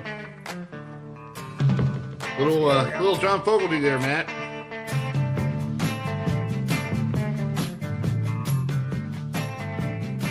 So happy birthday, John Fogelty. He is 80 years old. Awesome song. Rock out, bro. Rock out, guys. Rock out. It's our second last day of the year, so just rock out, guys. Speaking of rocking out, we're going to go take a little trip down to Tallahassee. Chris, can I bring him in? Yes. All right, folks. Back in February, over 300 Division I baseball teams started the year. We're now down to the field of 64. And our next guest has to go face the Florida State Seminoles. But he and his team got there incredibly amazing with a walk-off homer to be, to win the SWAC championship. Yes, and they have to face the national seed Florida State, led by sensational left-hander Jamie Arnold. So let's bring in the head coach of the Southwestern Athletic Conference baseball championship team, the Bethune Cookman Wildcats coach, Johnny Hernandez. So, Coach, thanks so much for joining us tonight. And let's talk about that walk-off homer. What was your initial reaction when you saw you guys walked it off, last week at historic Rickwood Field in Birmingham, Alabama? Well, first of all, Adam and Chris, thank you for allowing me the opportunity to speak to you guys and talk about our program. And kind of everyone knows that we're going to the Florida State Regional. If they don't know, now they know, right? Yeah. But man, what a great experience, the entire week, especially with the historical significance of Rickwood Field and just the ties with the Southwestern Athletic Conference as the only HBCU baseball program, in the country, or conference, I'm sorry, in the country. Just what a unique experience, being able to be on the same field as, Negro League baseball greats, right? Josh Gibson, Satchel Paige, Jackie Robinson made a stop there, Willie Mays, Bo Jackson also, had a stop there, and even Michael Jordan, right? Michael Jordan had his time there with the Birmingham Barons, and just what a great historical experience, for not only myself, and I love history, of baseball. Just an opportunity for us to represent now our program and the university in the Southwestern Athletic Conference in the regionals. Now we go back and we talk about that 3-run home run, the walk-off home run. Andre Martinez, with that home run, tied the school record with home runs in a single season. It was his 20th home run of the year. Wow. And this is a kid that we had that broke the career home run record at the junior college baseball program in the state of Florida, St. Pete Community College. So, I think the thought process going into it, man, when he first hit it, and I want to say it was a 2-0 changeup, I know it sounded well, but, I was like, man, we're going to fall short. I don't think he got all of it because, as we know, Rickwood is pretty deep. It's 400 dead center. It resembles our home ballpark a little bit. And, man, it just kept going and going and going. And once, the baseball went over the fence and we knew it was over, I mean, just the true joy and emotion of our baseball program, our assistant coaches, our fans, our alumni, everything was great.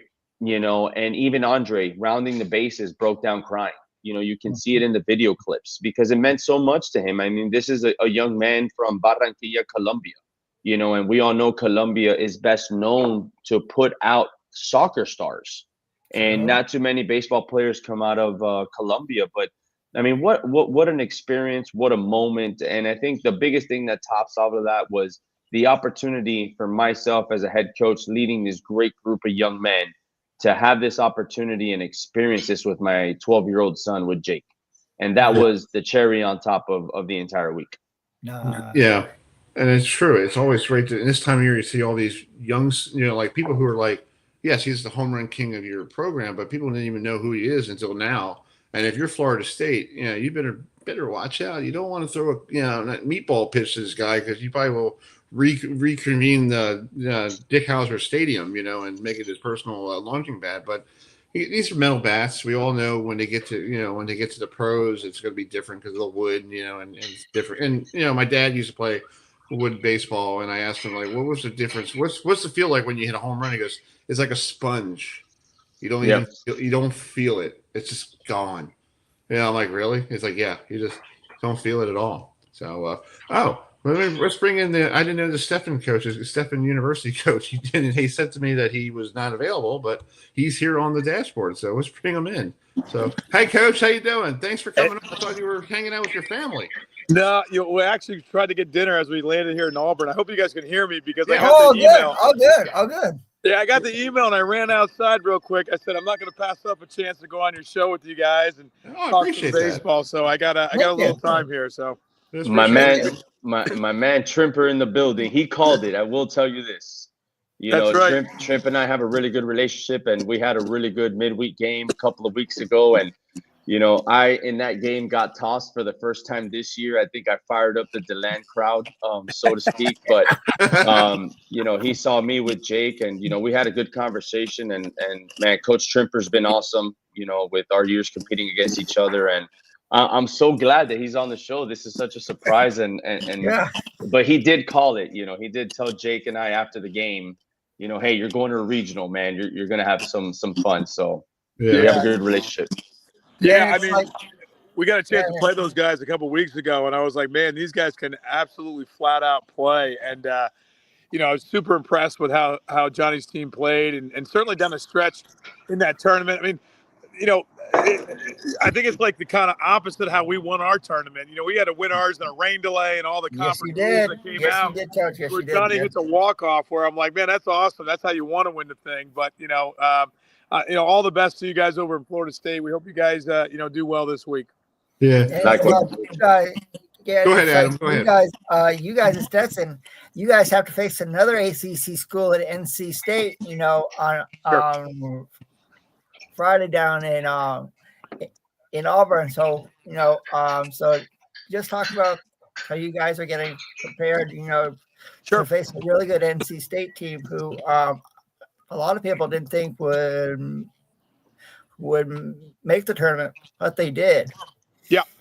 Yeah, no, we're just starting to prepare to play NC State in a really good region. I mean, obviously Auburn's the number 4 national seed. All these teams are good. It doesn't matter 1, 2, 3, or 4 seeds. These guys can all play. And for us, we're going to go into this game and try to win game 1. I think we're in a position this year where, one of the things we did at Stetson is we traveled a little bit more than we usually do. We played a little bit harder schedule. Our strength of schedule non-conference was 41 in the country. I got the Stetson job in 2017, and I vowed I would never, ever play another away game after coming from the University of Maine, where you played like 48 on the road and like 12 home. And we did that for many years, but I saw the value now on the RPI side of things, the way the quadrants work.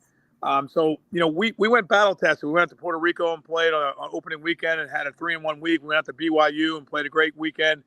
And I think that it's getting us prepared to play in this, regional bid against some really good regional teams. I mean, NC State, obviously, they're coming off a World Series appearance last year when they got to Omaha. And so, they're battle tested just like all the other teams that are in this. And so we're really hoping to, win that game 1. And, once you win game 1, you're in a great shot to try to do that. We were there in 2018 where we hosted and we're fortunate enough in DeLand to host.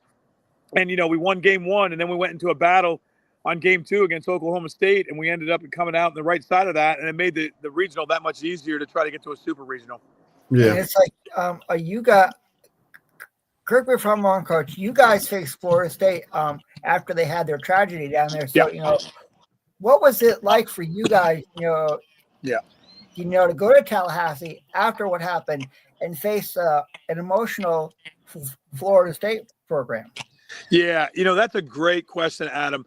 We actually Link called me that weekend and was like, "Hey, man, like we might not play, we might play. We don't know what's the campus going to happen." Excuse me. And on Monday, he called me and said, "Hey, man, let's do this. We got to play. We got to get on the field. We got to get back to normalcy."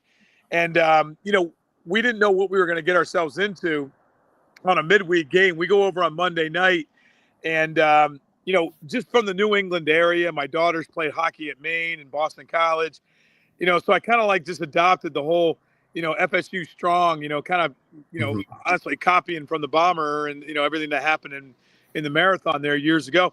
So we went and made little stickers up that said FSU strong, and we were going to wear those just to honor what was going on. We didn't know if there was going to be 25 fans there or 25,000 fans. Right. And I knew as we were driving into the stadium that day on Tuesday, all the fraternities and all the off-campus housing, they had sheets from the bed with spray paint FSU strong on them. Like, oh man, we got it right. So we put those stickers on. We played in front of an electric crowd that was just coming back to a sense of normalcy, and it was really something that I think the whole Florida State community and Tallahassee, for that matter, just needed to get back to a sense of normalcy. And we just went out there and competed hard. We had a good game going. We kind of screwed it up with a couple defensive cues, and they got to our bullpen, but we jumped on them early and we gave the fans a really good show. But I think that was more way bigger than baseball that day. That had nothing to do with baseball. That was all about getting the campus back. And one of our Florida schools, Johnny will speak to this. If we can't win this regional, or we can't win, or Florida can't win up in Conway, we want our Florida schools to win. Right. Like we want these guys to go on and play. It's one of the 2 or 3 best states in the country for college baseball. Yes. And we show that year in, year out when we're putting 4, 5, 6, 7 teams sometimes into an NCAA tournament. That's pretty powerful. And so being part of that day was really cool for Florida State, just to honor all the people that happened that day. Yeah.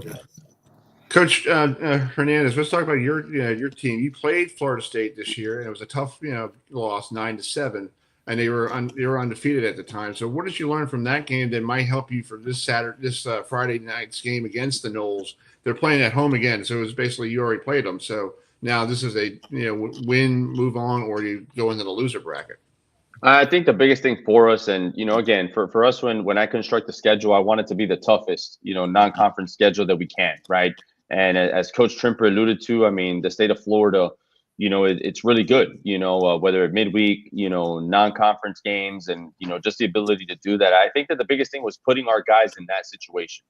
As long as we put our guys in that situation day in and day out, we want them to be comfortable in an uncomfortable setting, because as we know, like we have this past week, we have an opportunity to go to regionals. We're going to go to 3 regional sites. Historically, it's going to be Miami, Florida, Florida State. So I think what you take away from it is our guys have kind of been there. I think it is a little different because Florida State hasn't seen our weekend arms, and we haven't seen their weekend arms also. The biggest message that I've told the team, it's not so much of controlling the emotion. It's controlling your pulse and your heartbeat. That's the biggest thing. We're going to enjoy it. And again, Chris, like the regional hasn't even been played and we've already been counted out. Right. All the stuff is on Florida State, on Northeastern, and on Mississippi State. And it's like, we're just, we're not happy to be at the regional. That's not our goal. Our goal at the end of it is to win a regional. As hard as, it may be, it doesn't matter. I think that this group doesn't shy away from that, and for us, it's just being able to control our pulse, our heartbeat, and just play our brand of baseball and don't shy away from it. And it was a really good game. It was a 9-7 loss that we took, but we had a runner at second with 2 outs with a tying run at the plate with an opportunity to go big fly to tie it in the 9th inning. And then, Florida State having to make 2 different pitching changes. So we're going to play our brand of baseball. We're not going to worry about, who it is or what jersey or whatever. We're just going to take care of business the way that I know that our bar club is going to do. And we have a veteran group. We have a group with a bunch of junior college transfers. We have a couple of transfer portal guys. So at the end of the day, I'm just excited about the opportunity to showcase our brand of baseball on the national stage up in Florida State. Yeah. Same question to you, Coach. You're going to Auburn, and Auburn is a powerhouse in the SEC, and you play, like you said, a tough schedule.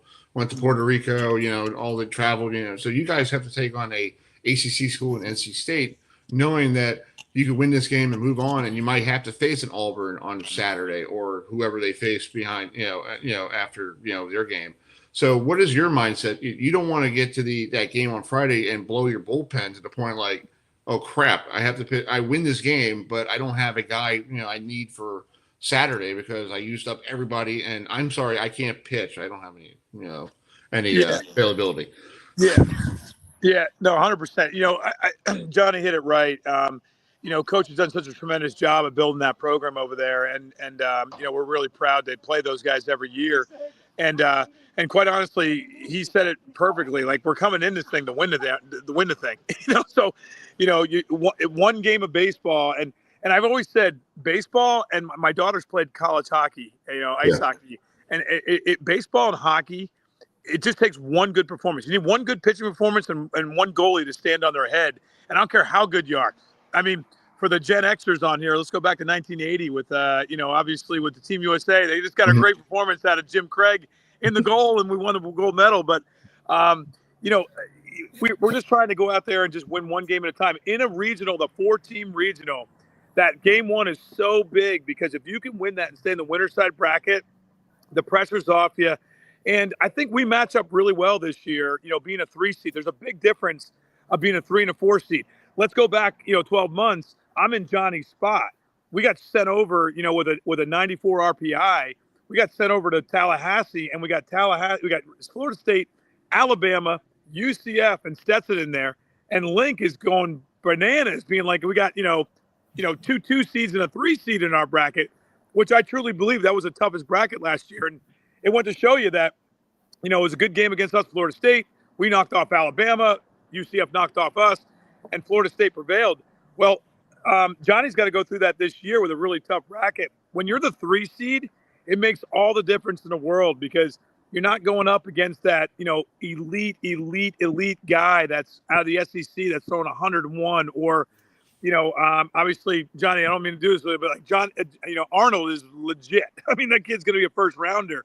So I think there's a big difference. I said this in an interview the other day.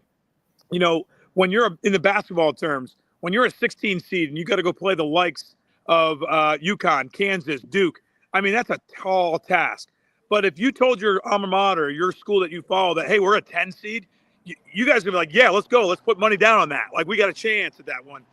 And so I think that by our RPI being up in the low 60s, high 50s this year and put us into a 3 seed, it gives us a chance to get at these guys. So our guys are stepping off this bus tonight as we arrive in Auburn that, we're trying to win the darn thing. That's really the mentality. And just like Johnny's team is too. And Johnny's going to say this to his team. I guarantee I'm going to repeat his speech that he's going to do tomorrow when he gets his practice. He's going to say, hey, fellas, pressure's all on them, not on us. We go out there and all of a sudden it's 1-0 BCU in the second inning. They're going to be like, oh, boy, let's not stain our pants in this one. So that's what's going to happen. In these regionals, the pressure gets on the 1 seed is what happens. And listen, I told the guys that same message today. I said, there's no pressure on us. And the thing without it just being, listen, a couple of weeks ago, I approached Coach Trimper when we talked, just asking him, what does it look like in a regional? Because I really thought that this team had an opportunity to win it. Right. And he gave me a heads up. Hey, your Monday's going to be crazy. Yeah. Listen, it's been a whirlwind the last 72 hours. On top of that, I'm home because my daughter's graduating high school tomorrow, and the team is en route to Tallahassee. So I'm going to meet with them on Friday early morning, and I'm just so thankful for, the site supervisors and the NCAA acknowledging the fact that I'm able to stay back, and my administration, that they understand it. But again, the only person that I knew I had to talk to about this was Coach Trimper. I didn't call nobody else. I said, you know what?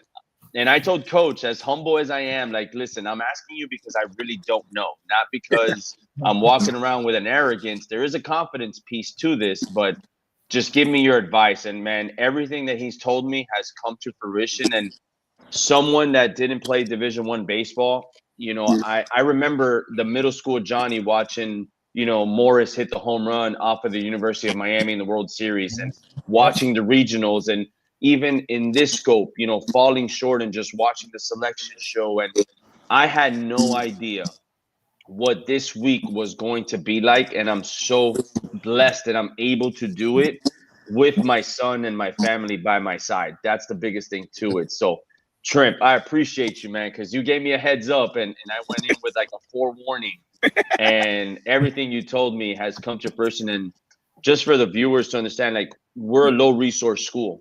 We don't have a director of baseball ops. We don't have a director of player development. We don't have X, Y, Z. It's really just myself and my assistants, travel, meals, flights, hotels. So this week has been just a logistical nightmare, but I do it every single day because of what it means, of the opportunity that we have in front of us. Yeah, that's great. And this is so great what we do on our program.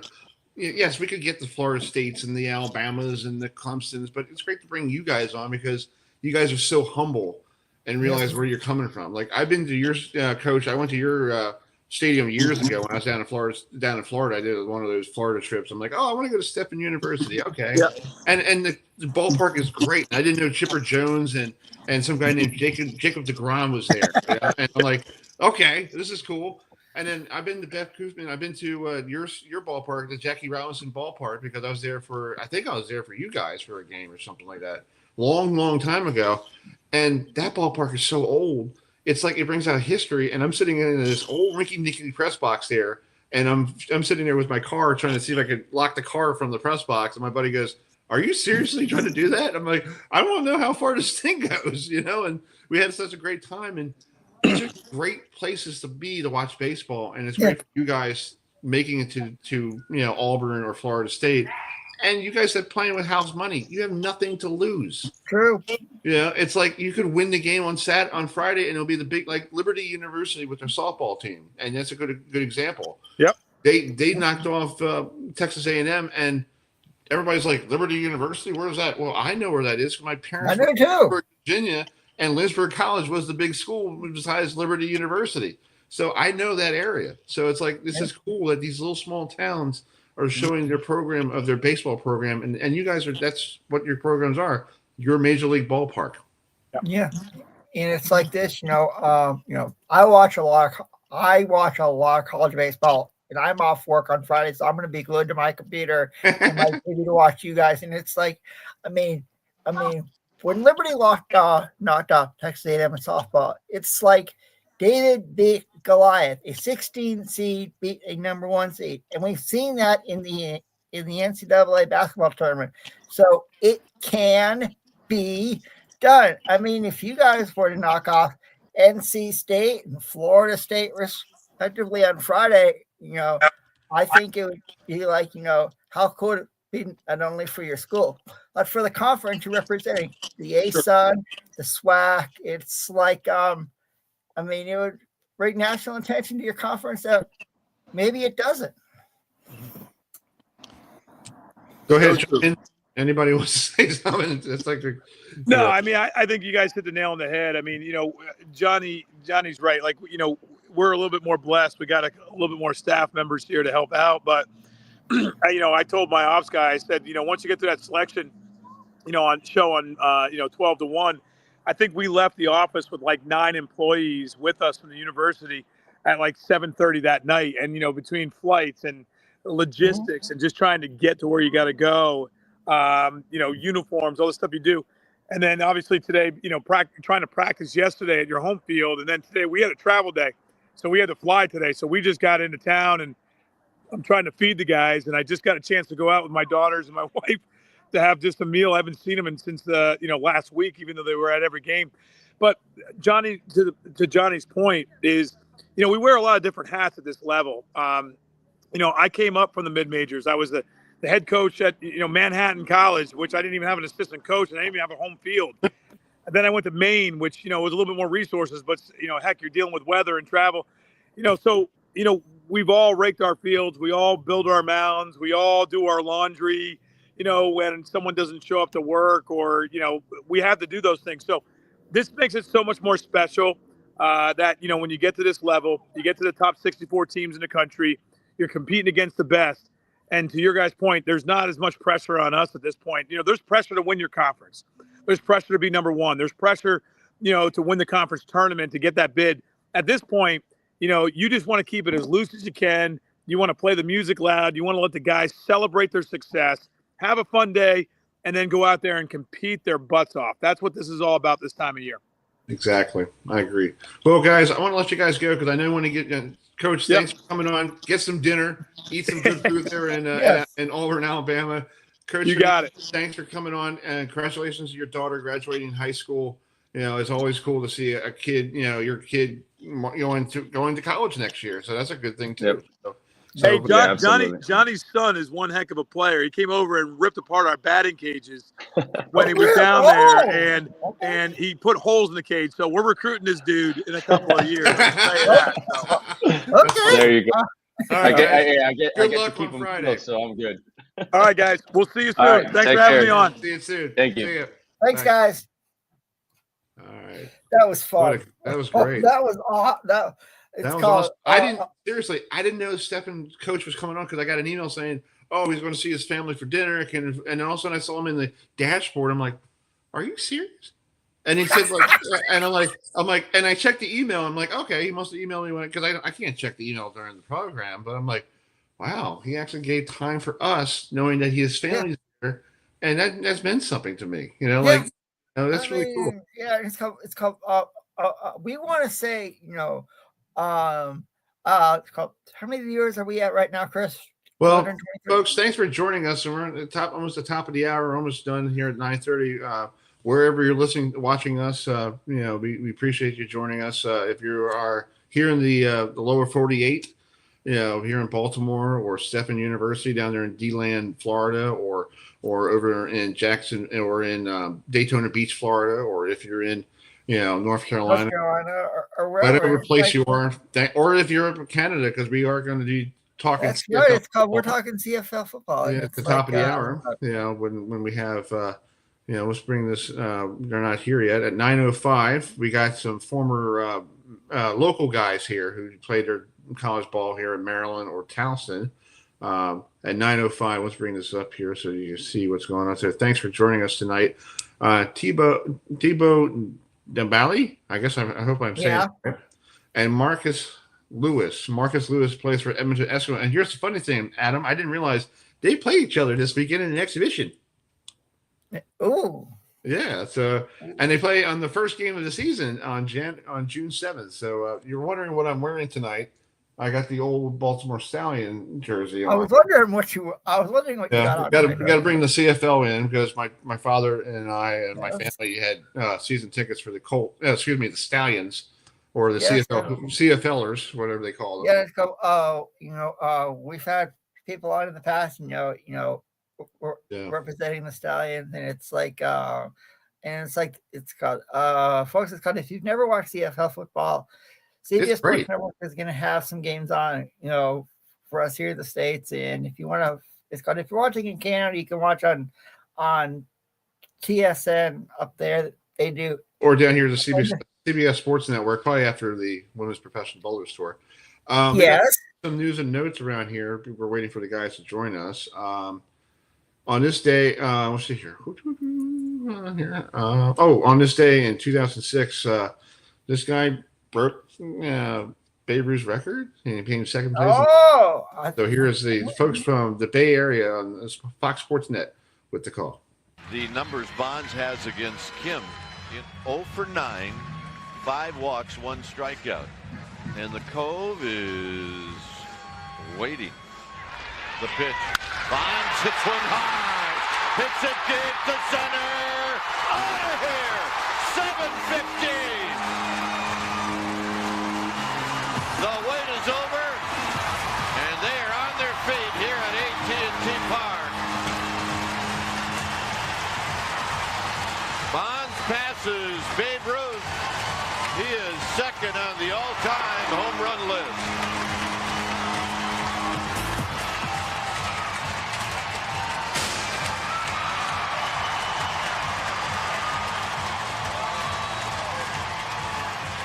Well, this is what it looked like.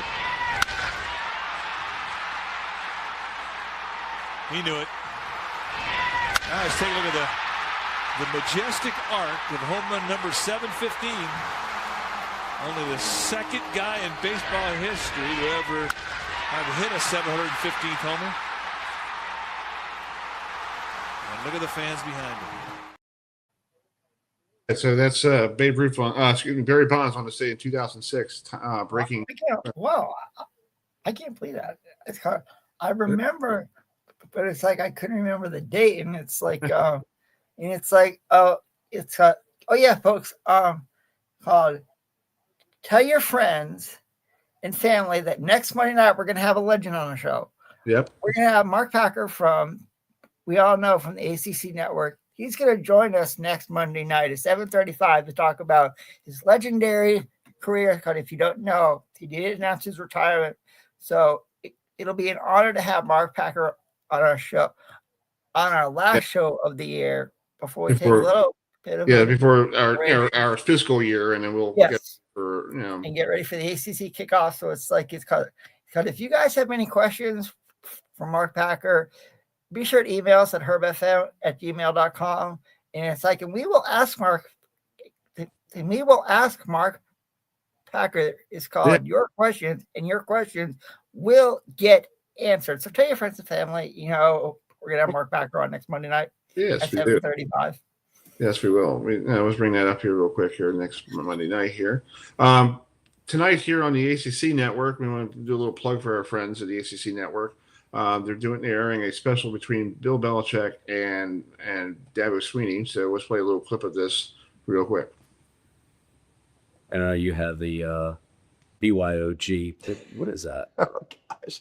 Yeah, so that came we were playing Notre Dame in 15. There was a hurricane. We hadn't played Notre Dame since the 70s, and so it had been on the schedule for a long time, and it was just a lot had built up into that moment. We had 16 days off because we played 2 games. We played on, and so there's just this big buildup. Here comes a hurricane, and it was one of those things. It was kind of like the last thing I said to the team before the game. Yeah, and it went viral because that's what was in my head. And I just told the team, I'm like, you know what? Listen, hey, there's a lot we don't control. Like, we don't control the weather. We don't control this, you know, and hey, I can give you a scholarship. I can give you a place to live. We can give you food. We can give you a scheme. We can give you, but I can't give you freaking guts. Like you gotta, this is a BYOG. You gotta bring your own guts. You gotta bring that. And we played the game. It was a crazy deal. Came down to the last play, a 2-point conversion. Kaiser rolls, runs into traffic, and comes up a yard short. And the Clemson defense rises up. And we stop them and win the game. And then all of a sudden, you know, it's pouring and they stick a microphone in front of your face and they go, what? And I went, hey, it was BYOG, bring your own guts. And next thing I know, I'm a meme for life. And tonight, hey, it was BYOG, bring your own guts. I got Bill Belichick asking me about BYOG. Hey, he asked you, what would you like to ask Bill Belichick? What would be one thing you would say to a coach or a group of coaches of being able to maintain the competitive stamina, the thrill to go win again? You know, I think a lot of what you said right at the beginning of the interview, Davo, about, you know, having the right people and having the right culture, because you need people that want to keep achieving that goal. You know, even though we hit that one, it's like, you know, like Brady and Brewski used to say, which ring do you like the best? The next one, you know, and you just don't stop. It just keeps going. You just keep going. And I think it's getting people that believe in that, believe in the culture.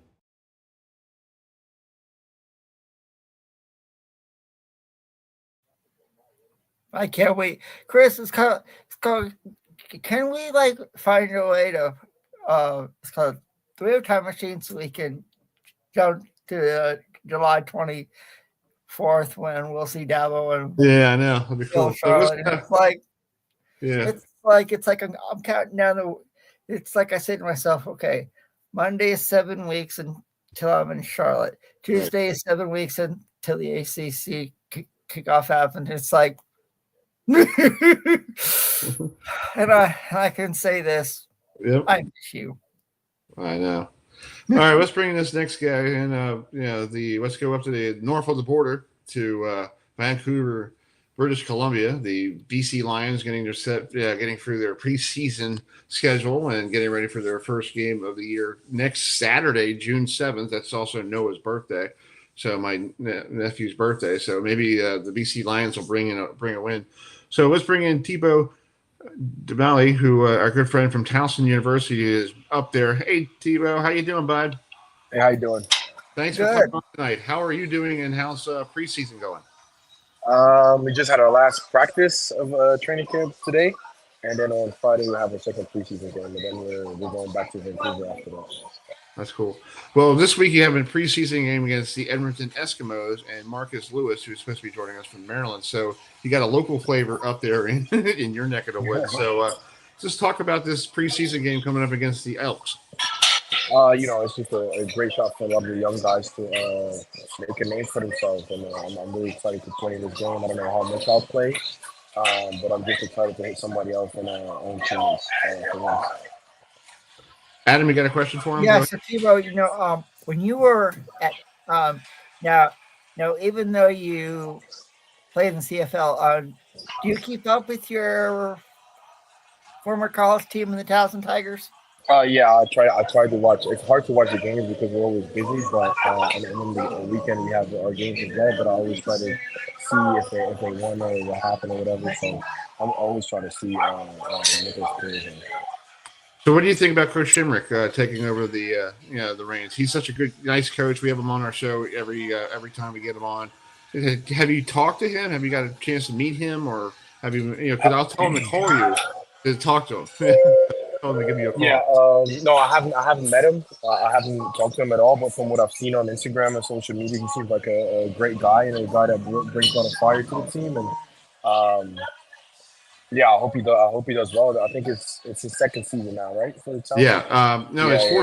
fourth season. Oh, okay. I'm sorry. But he's doing a great job turning everything. Yeah. I like what I'm seeing. Yeah, I want to play a clip of you last. I think this is from last year. You scored a touchdown on a fumble recovery. So let's play it real quick.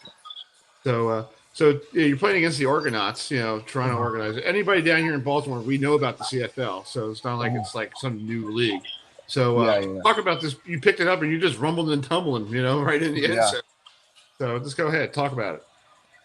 So it was just the QB rolled out, and we saw that, of course, and you always got to run to the ball and chase the ball, and that's what I did.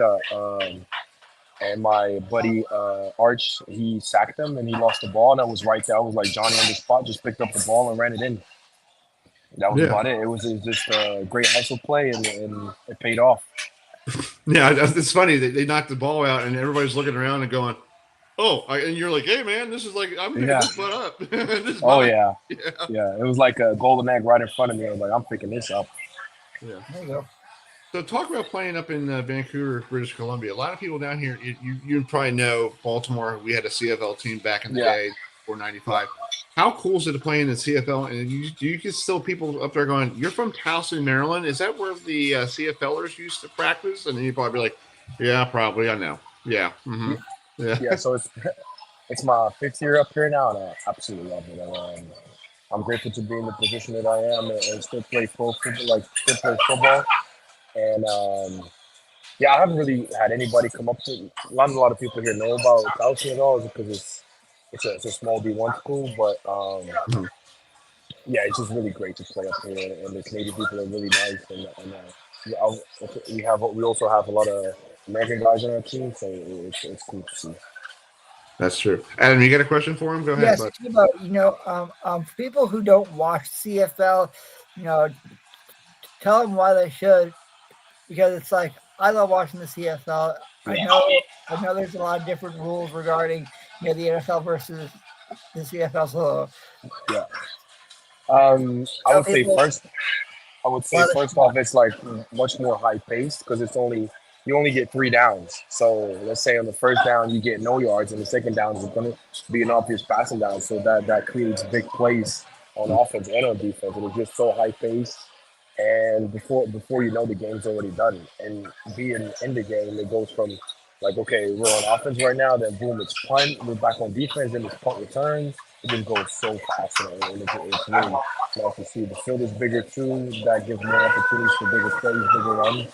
And my dad is a huge football fan too, and he actually likes watching the CFL more than NFL now. That's true.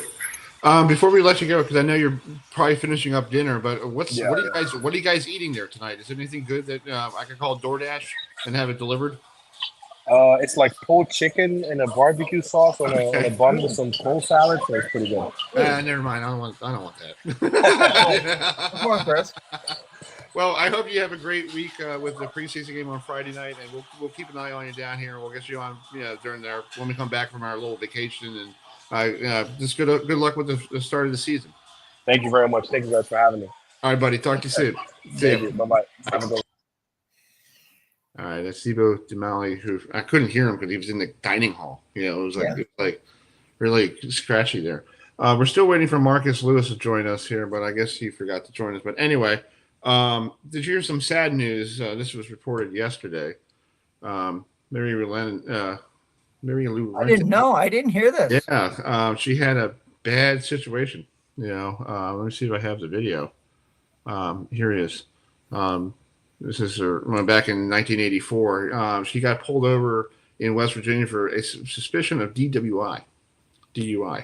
Her Porsche was reportedly driving erratically on the roads, and I guess she was a little slurring her words in the when the cops picked them up. So it's really sad. But she had a health scare last year, but we hope she gets the help that she needs. And and Adam, it's really hard when you are a celebrity and you're like the face of a Summer Games of 1984. Yeah. And you basically have to deal with that every day because we see that on TV, and we know Pete Weber, and Pete had to deal with that with his dad being Dick Weber, and everybody was like, "Oh, you're just like Dick," and Cal's son Ryan, we had him on, and Ryan Ripken, had to play in the shadow of his Hall of Fame father, and I think that's really hard for people, to deal with. Yeah,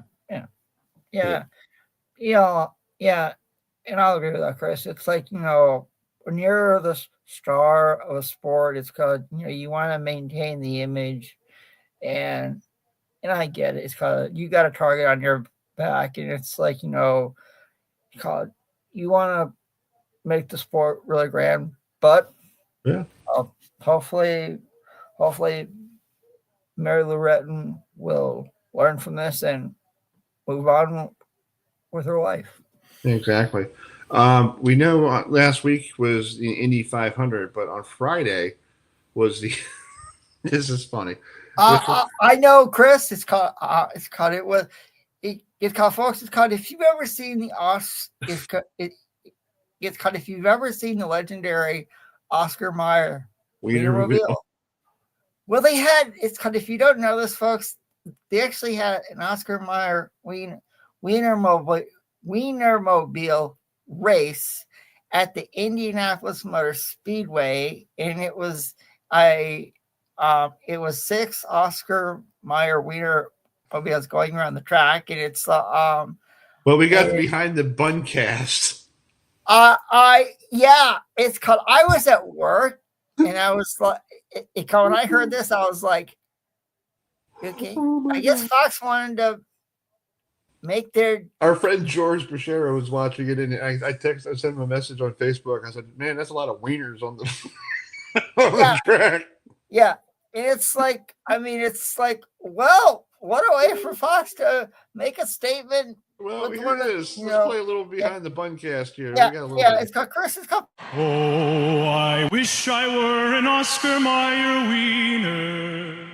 That is what I truly like to be. And if I were an Oscar Mayer wiener, everyone would be in love with me. Well, I've been lucky enough to do the Super Bowl. I've done baseball playoffs. I've done the World Series. I've done the Olympics. But really, to be honest with you, the Wien 500 was probably...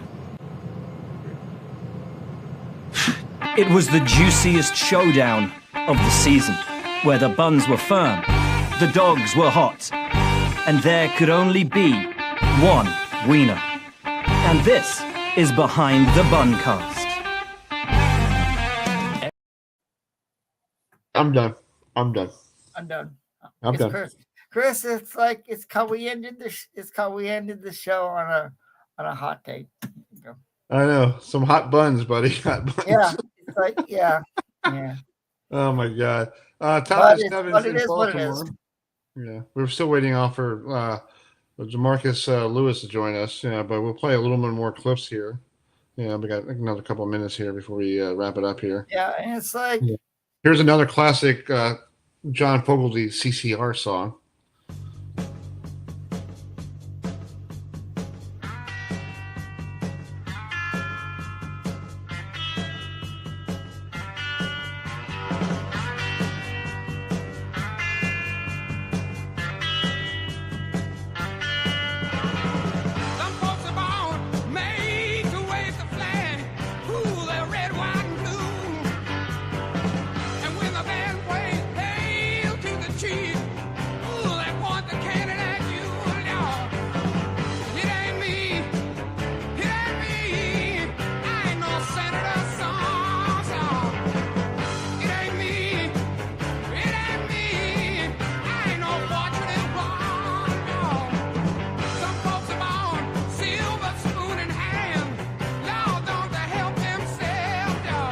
So happy birthday to John Fogerty, and I almost had a chance to meet him, dude. Really? Back in the day, he was up at Cooperstown because he did that song Center Field, and they put his guitar baseball bat in Cooperstown, and he was open for the media. And at the time, I was hanging out with somebody who didn't understand John Fogerty, and I'm like, "Oh, I want to interview her," and she's like, "I don't know him." Really? The guy's a legend. Thank you. Yeah. And he kind of got screwed, getting out of the got dismantled. He got released from CCR because of a contract dispute that was basically a weird ass contract dispute. It's not even funny. So hopefully, and then he's 80 years old today, and I think he's playing a concert in New York today. You know, Really? He's still going at his age? That's yeah, awesome. he's still performing. He probably plays one or two songs because he was on the fire aid for LA this past year. So, speaking of next week, we're waiting for Marcus Lewis to join us before we say goodnight here. Next week on the program, we've just been promoting this whole thing here. Yes, our good friend Mark Packer will be joining us, and you're wondering who's Mark Packer. Here he is. He's wearing a Syracuse sweatshirt. That's West Herb, who's actually going to be in Chapel Hill doing the regional. Dan and Hughes called the Chapel Hill Regional. So yes, so Mark Packer is hanging up the mic, and I don't know what they're going to do about his basement. I don't know, but it's like, I mean, it's like, is he auctioning off a lot of the stuff? Because I don't. Chris is called. I have no idea. I mean, but we could ask him when he joins us next week. Because I asked him when he was building it. I was like, "How was it?" He's like, "Well, they brought these people in at 6 o'clock in the morning. My wife was really happy. Didn't understand why they were drilling downstairs." I'm like, "Did you get a bowling alley?" Because you got you got a studio in your basement. I'm thinking to myself, I got a room that's pink. It's like, well, it's called, I've got a small bedroom, and it's like, but it's like when it's like, yeah. I mean, it's called. I mean, if it stays, it's like, I would love to find a way to go and see it and be like, but maybe and maybe it won't, Chris. You know what I mean? So let's take a trip around the NCAA regionals here, before we log off here and say goodnight to everybody here. Let's see the stat. You got the regionals here. We got Athens, Georgia, as one of them. We'll see the bracket. Our good friend Dan Tatora's Binghamton Bearcats are the America East open up against Georgia at noon on Friday. Is our friend Dan Tatora going down to Athens, Georgia? Yeah, and it's like, well, it's called we'll see Dan in July. Yes, I would love to ask about the food he had in Italy, because that whole week he went to Italy, it was nonstop food, fun, and I think he's running for mayor. Like, I mean, my dad's half my family's Italian, so it's like, yeah. So it's like, I think he's running for mayor because the place that he was at, it's called one of the places he went to, folks, actually was named Tortora. Yeah. Like his last name, and it's like, yeah. So, and he was over there when the Pope was being introduced, taken out. So, when the Pope passed away, and they had the viewing and all that. That was pretty cool. Yeah. So we'll talk to him in July. So here's the schedule for Friday. At 12 noon, which we were trying to get Holy Cross coach on. They are taking on North Carolina from the ACC at their own at Chapel Hill. That game is 12 noon. Yes, Binghamton is taking on Georgia, and we saw Georgia. We heard about Georgia earlier this year because I think one of our teams we covered, I think Mount St. Mary's played them. Yeah. Yeah. So they hold on here. I'm trying to pull up the schedule here. So that's the 12 noon games. Yeah. So the Bearcat, they're the Bearcats, right?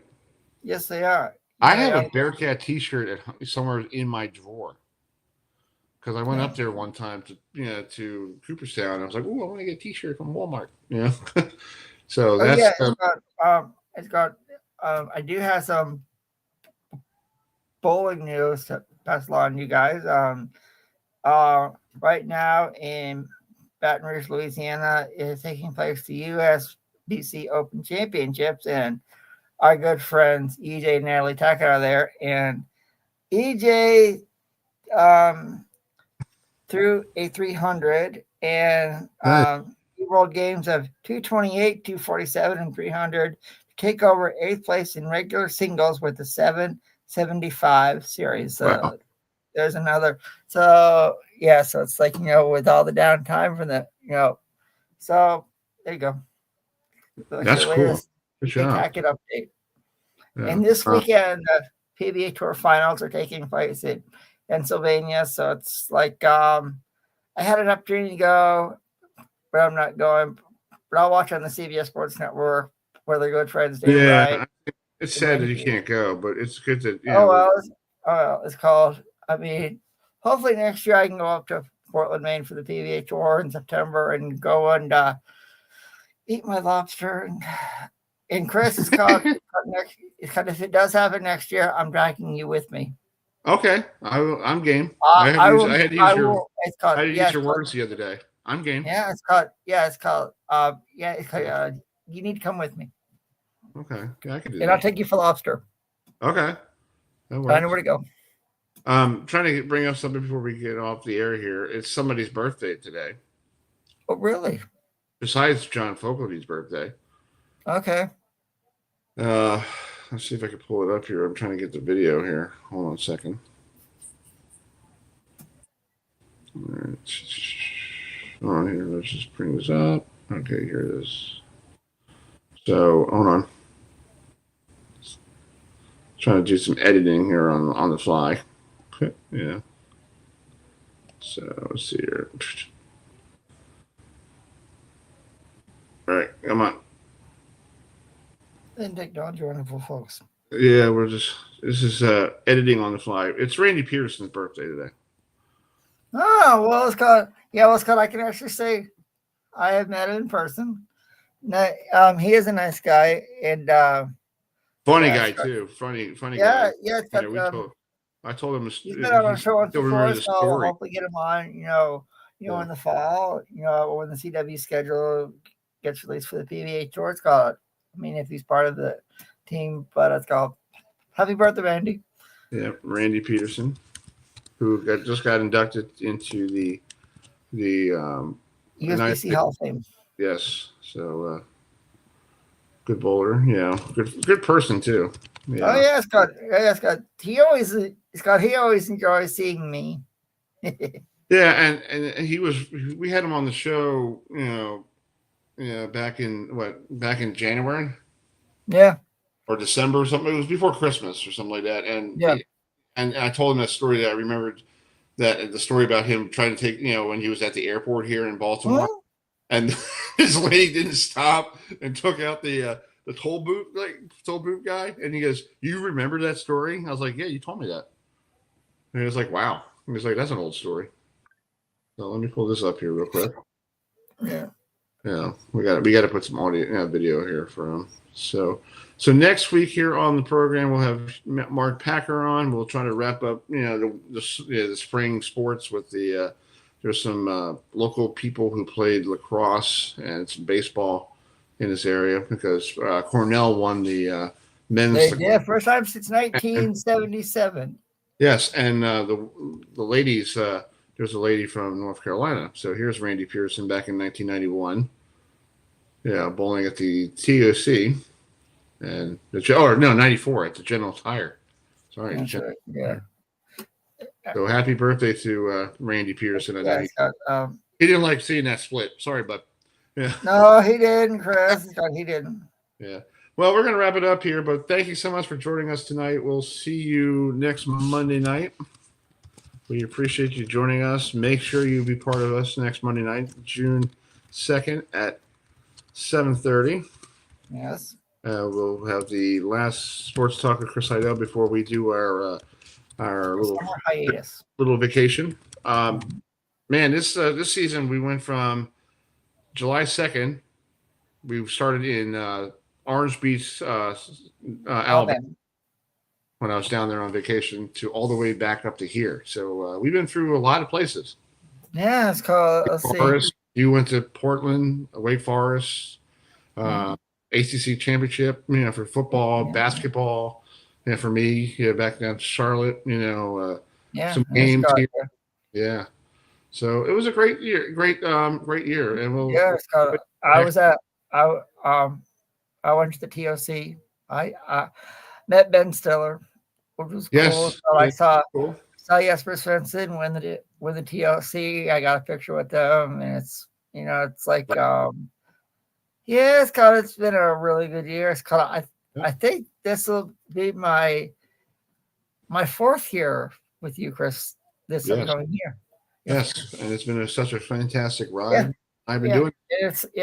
And I enjoy doing it Mondays, Wednesdays, I do too. Thursdays, Fridays, Saturdays. Yeah, it's called. In the fall, we'll still do the Florida State post-game show. Yes, we will. We'll do it right after Alabama. I'm off Florida at State, so it's 4 o'clock. we'll get people on, to break down the game, and so. Well, but thank you for everybody for joining us tonight, and thanks for joining us from all of the people we had, from Coach Hernandez from Beth Cookman University, and Coach Trimper, Steve Trimper from Stetson University. We had Erroll Reese from the Sports Buzz down there in North Carolina. We had our friend TJ on for joining us, and also don't forget Jimmy from the Ringing 10. We appreciate you all joining us, and we leave you tonight. AJ is caught. We get our friend AJ from Fox 45 in Baltimore. Yes, exactly. We leave you tonight with a birthday salute to John Fogelty. This is from the Ed Sullivan Show. This is Proud Mary. So we'll see you Proud Mary on next Tuesday at 7:30. So have a great night. Hey,